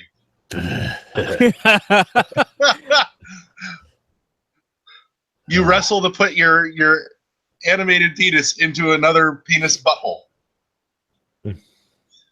It's just, yeah, no, it's a thing. Go check that shit out. But yeah, no, other shows though. We opened with EA, which was probably the most painful of the bunch. Yeah, it was kind of haphazard and all over the fucking place. They way too much of that show with annual sports series that we already know about every year because it's what they do every year. It's like you should have cut that out and brought in other stuff. They definitely doubled down hard on Battlefront 2. Battlefront 2 looks a lot like what Battlefront should have been. I'm pleased that not only are they doing a single-player campaign, but they're doing one that actually creates new canon for the universe that bridges the story, somewhere between and Force Awakens. I thought that was pretty cool. The fact that they're talking new seasonal content for free. I hope to Christ that means that we're finally doing away with season pass shit and that others will follow. That needs to end like 2 years ago. I was really sad though that we didn't see them return some of the franchises that I would have loved to see. Dead Space would have been a great one to bring back around again. And that I think Microsoft would have done well to lock up a partnership with to push along with Scorpio, because that would just look, I would have liked to hear a little more about what the hell is happening with Mirror's Edge these days. And I would have had fun returning to Army of Two, actually. Yeah, because then they just make all those backwards compatible. Just about, yeah. I think. But speaking of Army of Two and co-op-y things, though, I'm super fucking excited about A Way Out. That looks awesome to me. Yeah. Looking into this. Eddie, on the other hand, not so much, because Eddie's a fucking weirdo, but we still love him. So yeah, EA was probably the epitome of mediocre at best. But then, we had Bethesda. They didn't cram it full of stuff, but it was solid all the way through. Like I've said, I liked the Bethesda land theme to string everything together. It was a neat way to make everything cohesive. Apparently, Eddie went away. Talking about, I thought it was neat that they're literally going exact opposite directions with Skyrim. They're going super deep, immersive, hardcore home experience with VR, and then they're going portable, take it everywhere, handheld with Switch. I thought that was neat.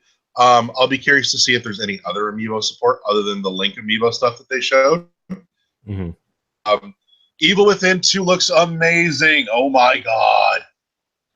Yeah, sign me up for that shit right now. Like, that's where we need to start implementing Devolver Digital's screen pay innovation. Just throw money at this screen. Yeah, I was telling Ed, I'm like, man, that game looks really terrifying. Like, it looks terrifying. Yeah. God, who else do we have? We had Ubisoft coming around with a solid show. You know, we, in particular, my standouts in Ubisoft were it's about Assassin's Creed. It's not my thing, what you do. But man, Starlink. Yeah, Starlink that was looked interesting. like all the things we hoped No Man's Sky was going to be. Yeah. Yeah, Starlink is interesting because, like, they're offering the Toys to Life thing, but they're also offering it all digitally, which is interesting. That way, too, you know, if there's something you can't find, it's not permanently out of reach. Yeah. So that's not a bad thing. But I want the toys. I want the little spaceships. I want to build the spaceships, and I want to play with the spaceships. It just appeals to the child in me in all the correct ways. Yeah, I know. It looks really good. Man, I think Ubisoft probably out of the third parties probably had the best conference. Agreed. Even I think their conference might have been better than Xbox and Sony's too, like in terms of games that I want to play and like new stuff announced. Like they had a really, really good mixture of things that I wanted to play. I think South Park looks really good. I think this stupid Mario and Rabbids XCOM game looks amazing. Like as much as I want to hate that combination, as much as I want to hate the Rabbids and Mario thing, I want to. That's my most anticipated game for Switch right now. I told Eddie this year. I told Eddie that it looks like having Mario involved with the Rabbids tones down their obnoxiousness just enough to almost put them on par with the Minions instead, to where their stupidity is tolerable. Yeah. Yes. That's stupid. The stupid Luigi Rabbit is amazing. Gosh, oh my gosh, he's amazing. Like I don't like the Peach one's kind of annoying, but like I've just been watching the stupid Luigi one, and everything that he does is just amazingly dumb in the best way possible. They're better than the Minions. It's awesome. Oh. Yeah, no, I mean that looks fantastic, and it was kind of surprising that that's where we saw Miyamoto this year on stage with Ubisoft, rather than on stage at Nintendo's show. But I'm okay with it. He came out, they had fun, they got their obligatory awkward moment out of the way on stage at the beginning there, and then we saw games, and it was great. And then, of course, you can't not talk about a heart-wrenching, beautiful moment of seeing Michelle Ansel come on stage and crying that his game finally gets to see the light of day. Yeah. Beyond Good and Evil 2. Larry, I'm sure you played Beyond Good and Evil, but I was one of the few people. I was playing it some yesterday again. I was one of the few people who bought that instead of Prince of Persia that day, and like. That game is just Game Informer recently they do the show called Replay where they replay old games, and then they do this Super Replay where they play through a whole game, and they did one recently on Beyond Good and Evil 1, and I've been rewatching it, and it's just that game has some really awesome character building, and definitely just if they can capture that and put it in a modern video game, like this is gonna, like I was telling Ray Osorio from Nerd Overdrive was on our show earlier, and I was telling him, I was like, this is gonna be that rare case where this cult classic, with the story that they want to tell and the characters that they provide, they're gonna have that rare chance of making this series go from cult classic to mainstream. Yeah, just based on the way Ubisoft like builds their worlds and how dense the worlds can be, and if you can like really tell an awesome story, like a really meaningful story with these characters, it's gonna be awesome. Yeah. Sorry, I just seen the Super Mario amiibo. Beautiful. Aren't they amazing? Yeah. They are. Yes. I want the Pimp Suit Bowser. Oh my god. I'm getting that one. The one thing is, the rumor about Beyond Good and Evil right now is that they're not announcing platforms because they're working on a deal with Nintendo for a 1-year time exclusive. That rumor's been floating strong for a little bit here. I do think it was Beyond Good and Evil trailer was on Sony's YouTube channel and then went down. That it's been taken off of their channel. Yeah. So and I wonder if that has to do with deals. And like, they still haven't announced platforms for this. Yeah. Thing. And no, they haven't. Not a single console logo attached to that trailer. And like, honestly, like with Beyond Good and Evil and the time exclusive thing, I don't think it's going to be a Tomb Raider situation. Just for the simple fact that I think a game like Beyond Good and Evil 1 resonates more with Nintendo fans. Yeah, just the way the game is presented and the characters and stuff.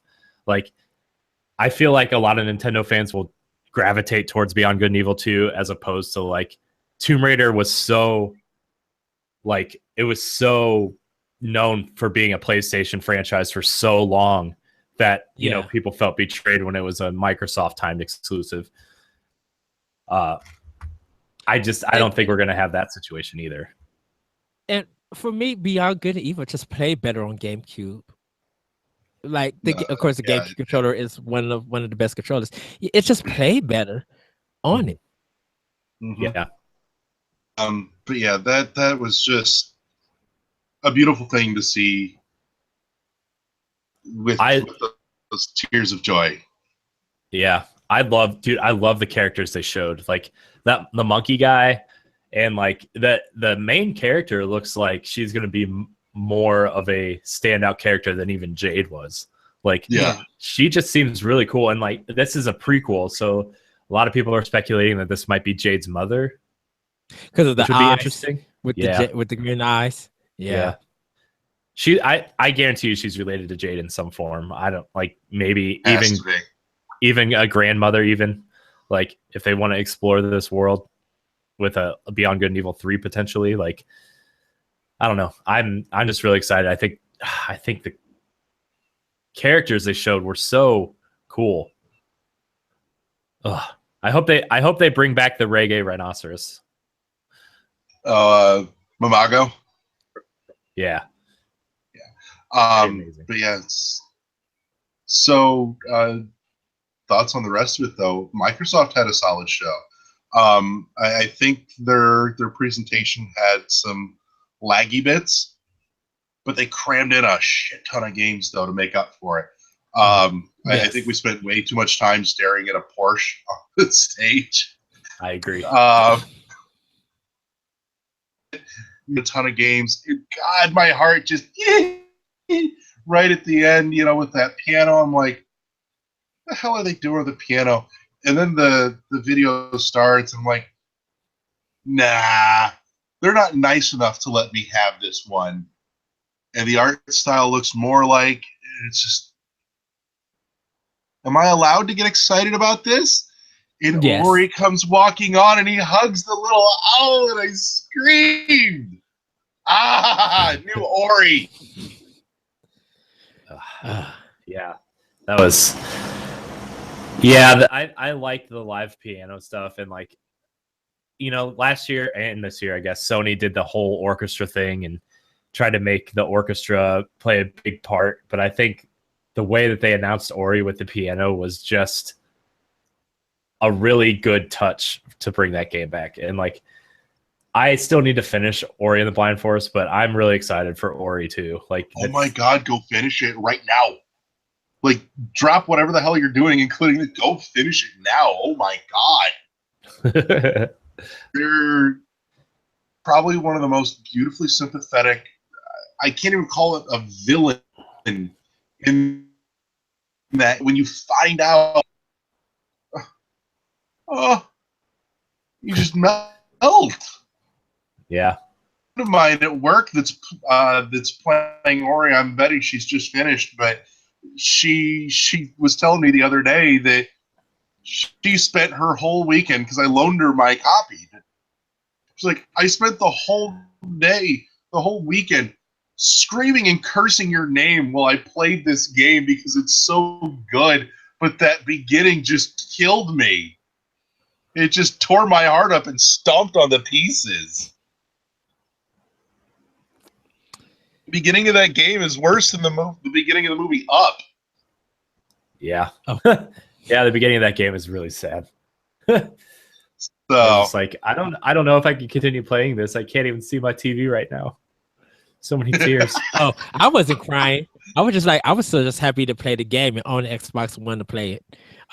What a weirdo. That didn't make you sad? No.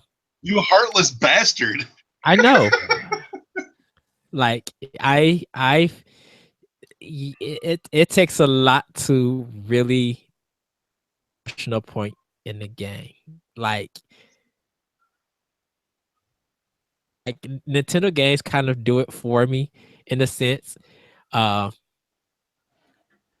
like like Ori just made me want to buy a Xbox One. It didn't push me into tears or anything, but it just made me want to buy the system. There is a pillow-sized Ori plushie coming. I believe it. Like I'm shocked it's up for order now, and it's the big mama with holding Ori in her arms, and it's like 60 pounds. So $60 European, which I think translates to roughly $80 US. Can I tell you the only thing that ever made me cry about a video game was the first time I went to Symphony of the Goddess, and it was coming back from intermission, and they played the Great Fairy thing, and how beautiful it sounded. I literally teared up and cried. That was the only time I ever cried about a video game. And still, every time I hear it, I'd be ready to just choke, because hearing it live is just so breathtaking, so amazing. Yeah. So, but yeah, the other couple of shows that are left to go over, and I hate to kind of blitz it, but I do have to go pick up a child. The Last Night also. To you, Larry, The Last Night. Mm-hmm. Yeah. But yeah, Sony's show opened with some technical problems, and an orchestral live music thing that went on far too long. They had that kind of music playing, and I'm like, okay, it's not Assassin's Creed because Microsoft's got that tied up. I was really honestly hoping to see Prince of Persia. That would have been cool, but instead we got Uncharted, which is okay. I'm all right with that. You know, Eddie and I talked about this thing that they're doing where we're getting these standalone stories at like $30-$40 a pop that are bigger than just little bits of DLC, but they're not charging full price for because they don't have to build, brand new engines and whole new assets to make everything from scratch. I think that's a really cool thing, and I hope we see more of that going forward. Yeah. Is the Horizon one standalone, or is it straight up DLC? They didn't. DLC. Yeah, DLC as well. So it's DLC. Yeah. Eddie missed that terrible pun that I made when we were talking about, because I told him, I said, the Frozen Wilds just looks really cool. Yeah, it's bad. I told Ray, Ray, that I wanted the Westboro DLC for Far Cry 5. Eddie, you went robot. Yeah, he did. Hardcore robot. Dang it! I want the Westboro DLC. The Westboro DLC for Far Cry 5. I mentioned that. Oh my god! I wanted it so bad. Oh yeah, that was a thing from the Ubisoft show. I told Eddie, I said, when I saw the Far Cry 5 trailer, all I could think is, I want Westboro Baptist Church DLC expansion immediately. And I literally just like A+ if they did that, like day one purchase. I'd sign up for that immediately. I mean, we got the clan in Wolfenstein too. Yep. So, but yeah, no, Sony though, they definitely covered a solid amount of stuff there. That I was not expecting was Shadow of the Colossus remake. I hesitate to call it a remaster because it looks like they're redoing it from ground up. And it looks beautiful. I'm not going to lie, though. When I saw that broken bridge, I was really hoping that we would be going back to after the events of Shadow of the Colossus. I would love to see somebody new fall into that trap all over again and play it anew in that world. But I'll take it all the same. It looks just stunning. I was super jazzed to see more. What I wanted to see out of that was that it looks like they have some of those more traditional God of War action scene set pieces, where it's like, here's the block of scenery that you kind of stick to, and you kill everything in that area before you go forward a little further, mixed with that third person over the shoulder camera thing that they were showing a lot of last year. I'm really, this is a character. I think to me he's very well written. This is the man that is the definition of Greek tragedy. And I'm very interested to see him grappling with his humanity, conflicting with everything that he's done in the past, and trying to figure out how to be a father again and how to love this child in whatever way he can. I think he's far too damaged as a human being to be able to do so like any normal person would, and I how they write that. But I'm really stoked for that. I also want to know, what is that kid's name? Because so far he's only called him Boy. We don't know that child's name. I don't think he had a name in the game. So. No, he has a name. I think they confirmed it somewhere. Rounding out with Spider-Man looks fantastic. Oh, it looks good. Yes. Super get hype about that. The Sony show was solid. I would put it on par with the Microsoft show, but for different reasons. It was balanced differently. It wasn't as jammed, but it was a little more even keel than Microsoft's showing to me. And then, of course, everything that we just went through with Nintendo today, because every year I hold out hope, and I try not to, because the disappointment hurts. It hurts so much. But this year we nearly got it all. Like, literally the only thing missing for me personally was new F-Zero. And at this point, I've got 2 new Metroids, so I hope that they see that some of the franchises they've left are worth bringing around again. You didn't just get 2 Metroids. You got Rocket League. That too. Oh my God. You and I and Adrian have talked about this for months. Yes. Rocket League needs to happen. And I told you guys, I said, Psyonix is looking at it. They've been talking about it. Gnosis, whatever the hell they're called. They've been looking at it, trying to see if the community is there on the Switch to make it worth their money to bring it over. And we got confirmation. They slipped that one right in at the beginning with their little sizzle reel of stuff coming. That's got me super pumped. I was unbelievably happy that we did not spend pretty much any time on ARMS or Splatoon 2. Yeah. You've seen so much of that. Leave it be. And they did. They did this very smartly. I was also pleasantly surprised, because as much as they said we are focusing, and they did, that's the thing. They did focus on the stuff that's coming out, but then, they did slip in some 2018 stuff too. Some surprises that we weren't expecting, because everyone was so focused on those 4 numbers, 2017, that we got we're seeing a new Yoshi game that looks super cute. I'm fearful of the fact that we're getting a new Kirby, because lo, the harbinger of death when it comes to consoles.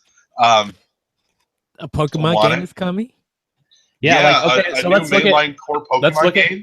Let's look at 2018 real quick. And I know Metroid Prime 4 probably isn't coming in 2018. I mean, it might, but they've already announced a new Fire Emblem is coming. We've got Kirby, we've got Yoshi, we've got Pokemon, and possibly Metroid. That's next year. And that's not including, they'll probably bring over some sort of Smash port next year. I'm sure. Mario Maker is probably somewhere in there. They've already got almost a full lineup next year. And retro, and that's arguably as good as this year. Retro and we still don't know what Retro's doing.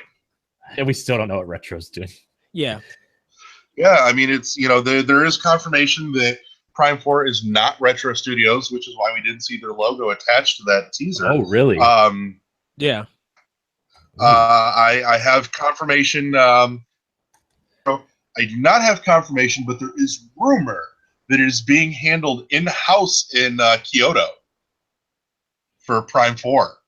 And hopefully Hideo Kamiya, he was just like, it would be good to see something really wonderful happen at Nintendo's conference next tomorrow. He said that yesterday, so we might get a wonderful 102.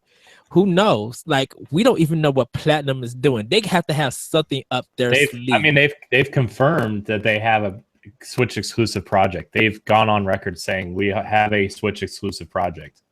So we shall see. Because I can't see them doing Metroid Prime. Like, Metroid Prime is first person. I can't see that being a third person. No, they would be doing one of their franchise. I would go out on a limb and say it's probably either Wonderful 102 or Bayonetta. I don't think they would revisit Mad. I don't think they would revisit Mad World. I don't think I wouldn't be upset about that though. Ooh, I wouldn't either. But Bayonetta, they're going to do something that's more popular than Mad World. I would really want them to bring Vanquish back, or wish that Capcom gave them Beautiful Joe and made it straight Switch, and they do a new Beautiful Joe style game. Like, I miss that. I'd be okay with that. But yeah, I think we already know actually what Metroid Prime 4 is about it at this exact moment, but I think we actually know already. They have to bring Mother Brain.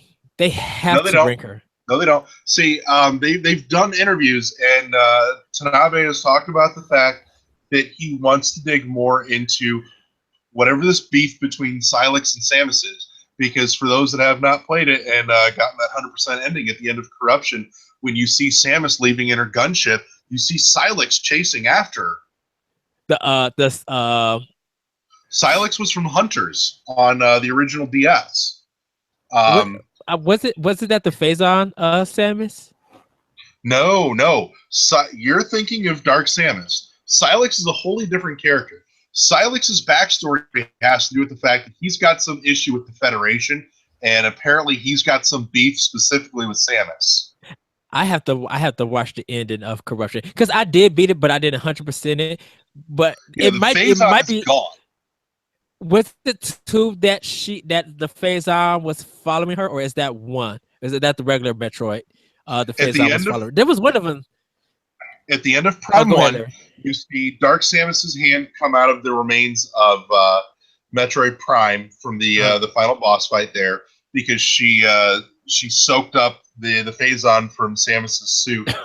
The Phazon suit got Samus's DNA, and Dark Samus was born. At the end of Prime 2, you see Dark Samus reform in orbit around Aether, and then in Prime 3, Phase is destroyed. It's gone. And at the end of that, like I said, you see Samus leave Elysia, and then Silex's ship goes booking after her. Ooh. So it's taking, because all of this. I'm betting that we see finally them dig into the story that he wants to tell. What's this thing between Silex and Samus and the Federation that they've got an issue with? This has to all happen before Metroid games. Because the first Prime 3 games sit between Metroid 1 and Metroid 2. I thought the Prime games was how all of it started before Metroid even started. Nope.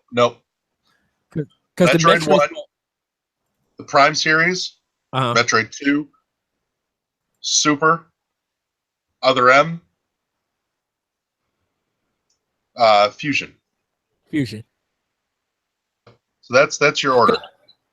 Well, it's Other M and Other M and Fusion is not together, because after Other M, when he dies, Fusion, the captain, when he dies, Fusion begins to happen, because it's the voice of Adam in that one.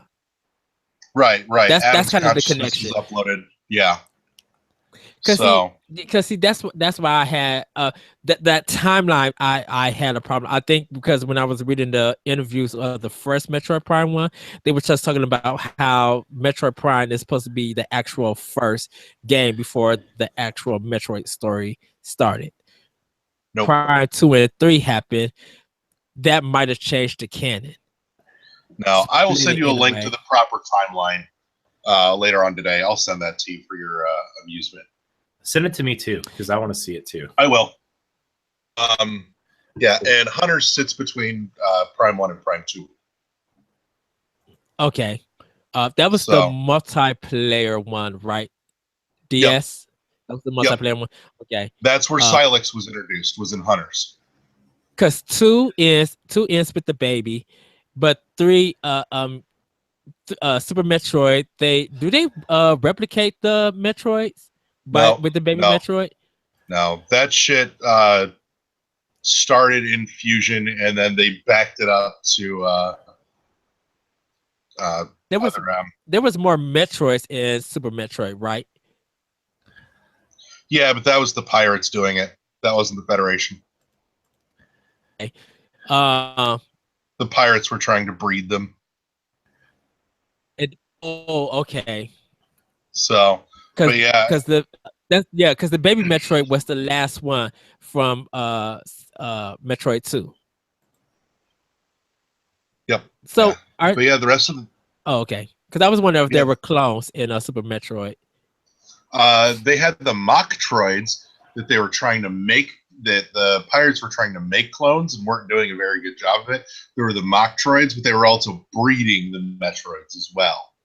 When that baby to Metroid, when that big Metroid came out of Super Metroid, I was just like, what is this? Yeah.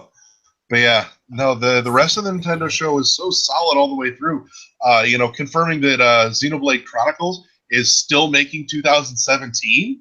That was amazing. Yeah.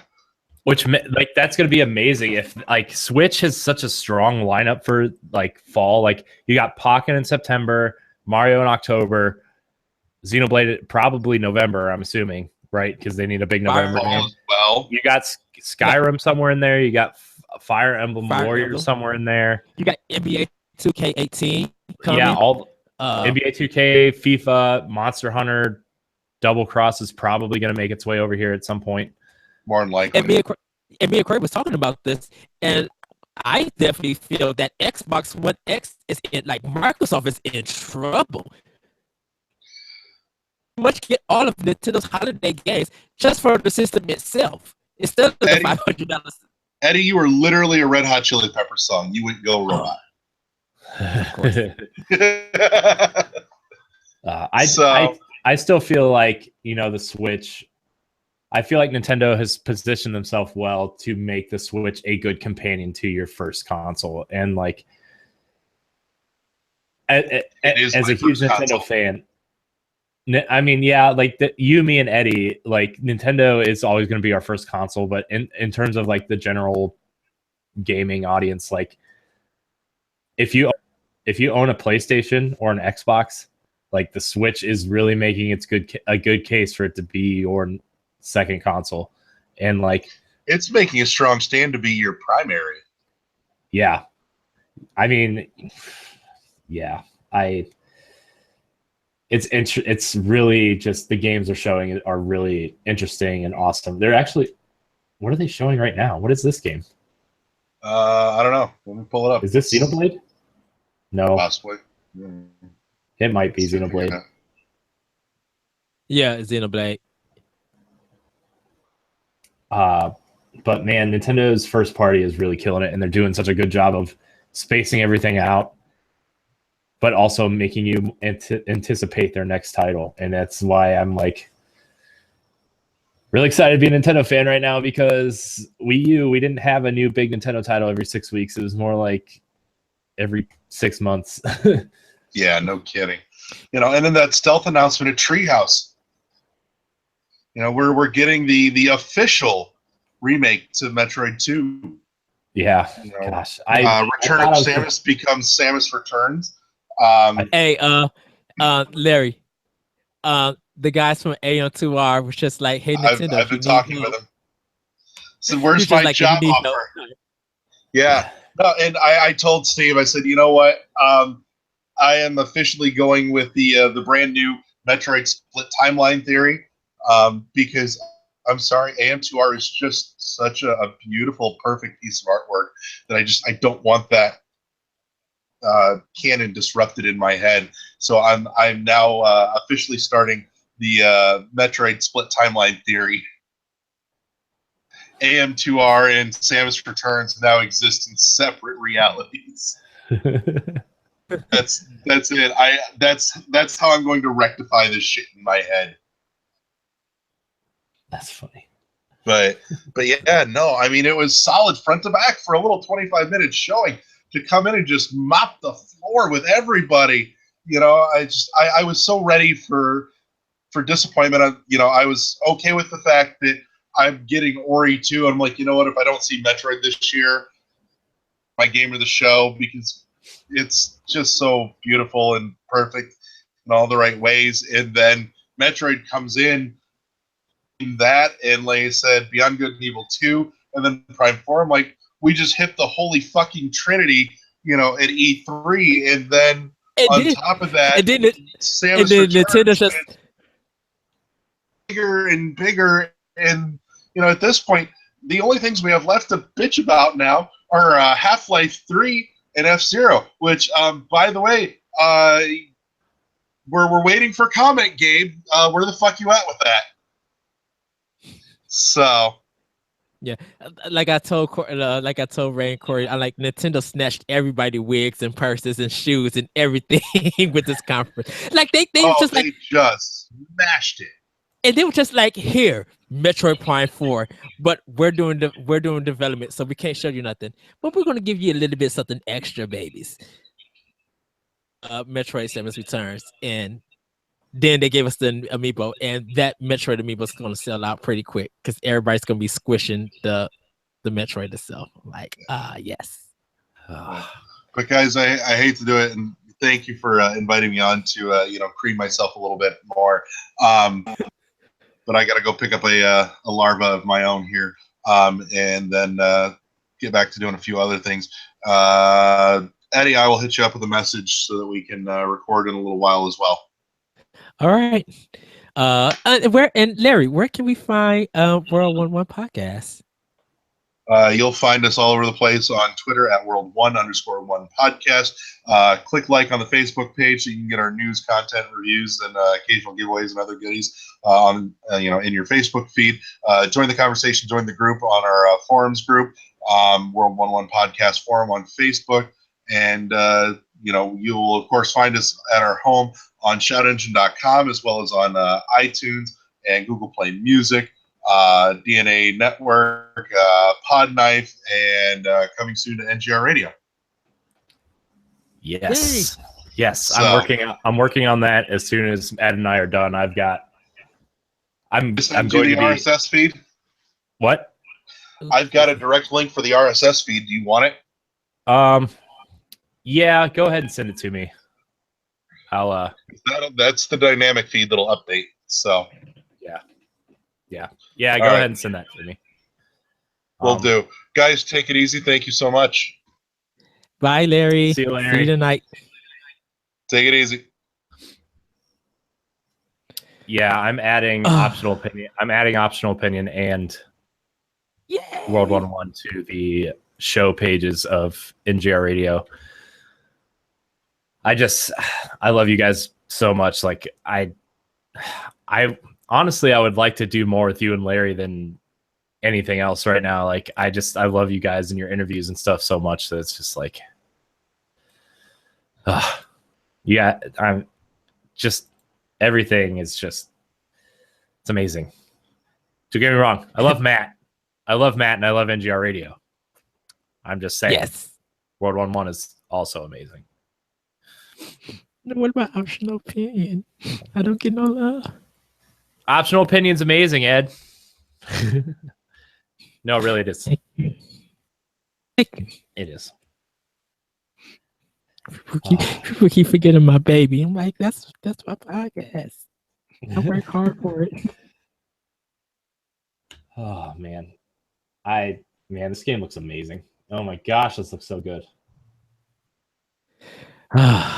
Just in Rocket League to see Mario Karts, oh, that would be super fun. Crossplay.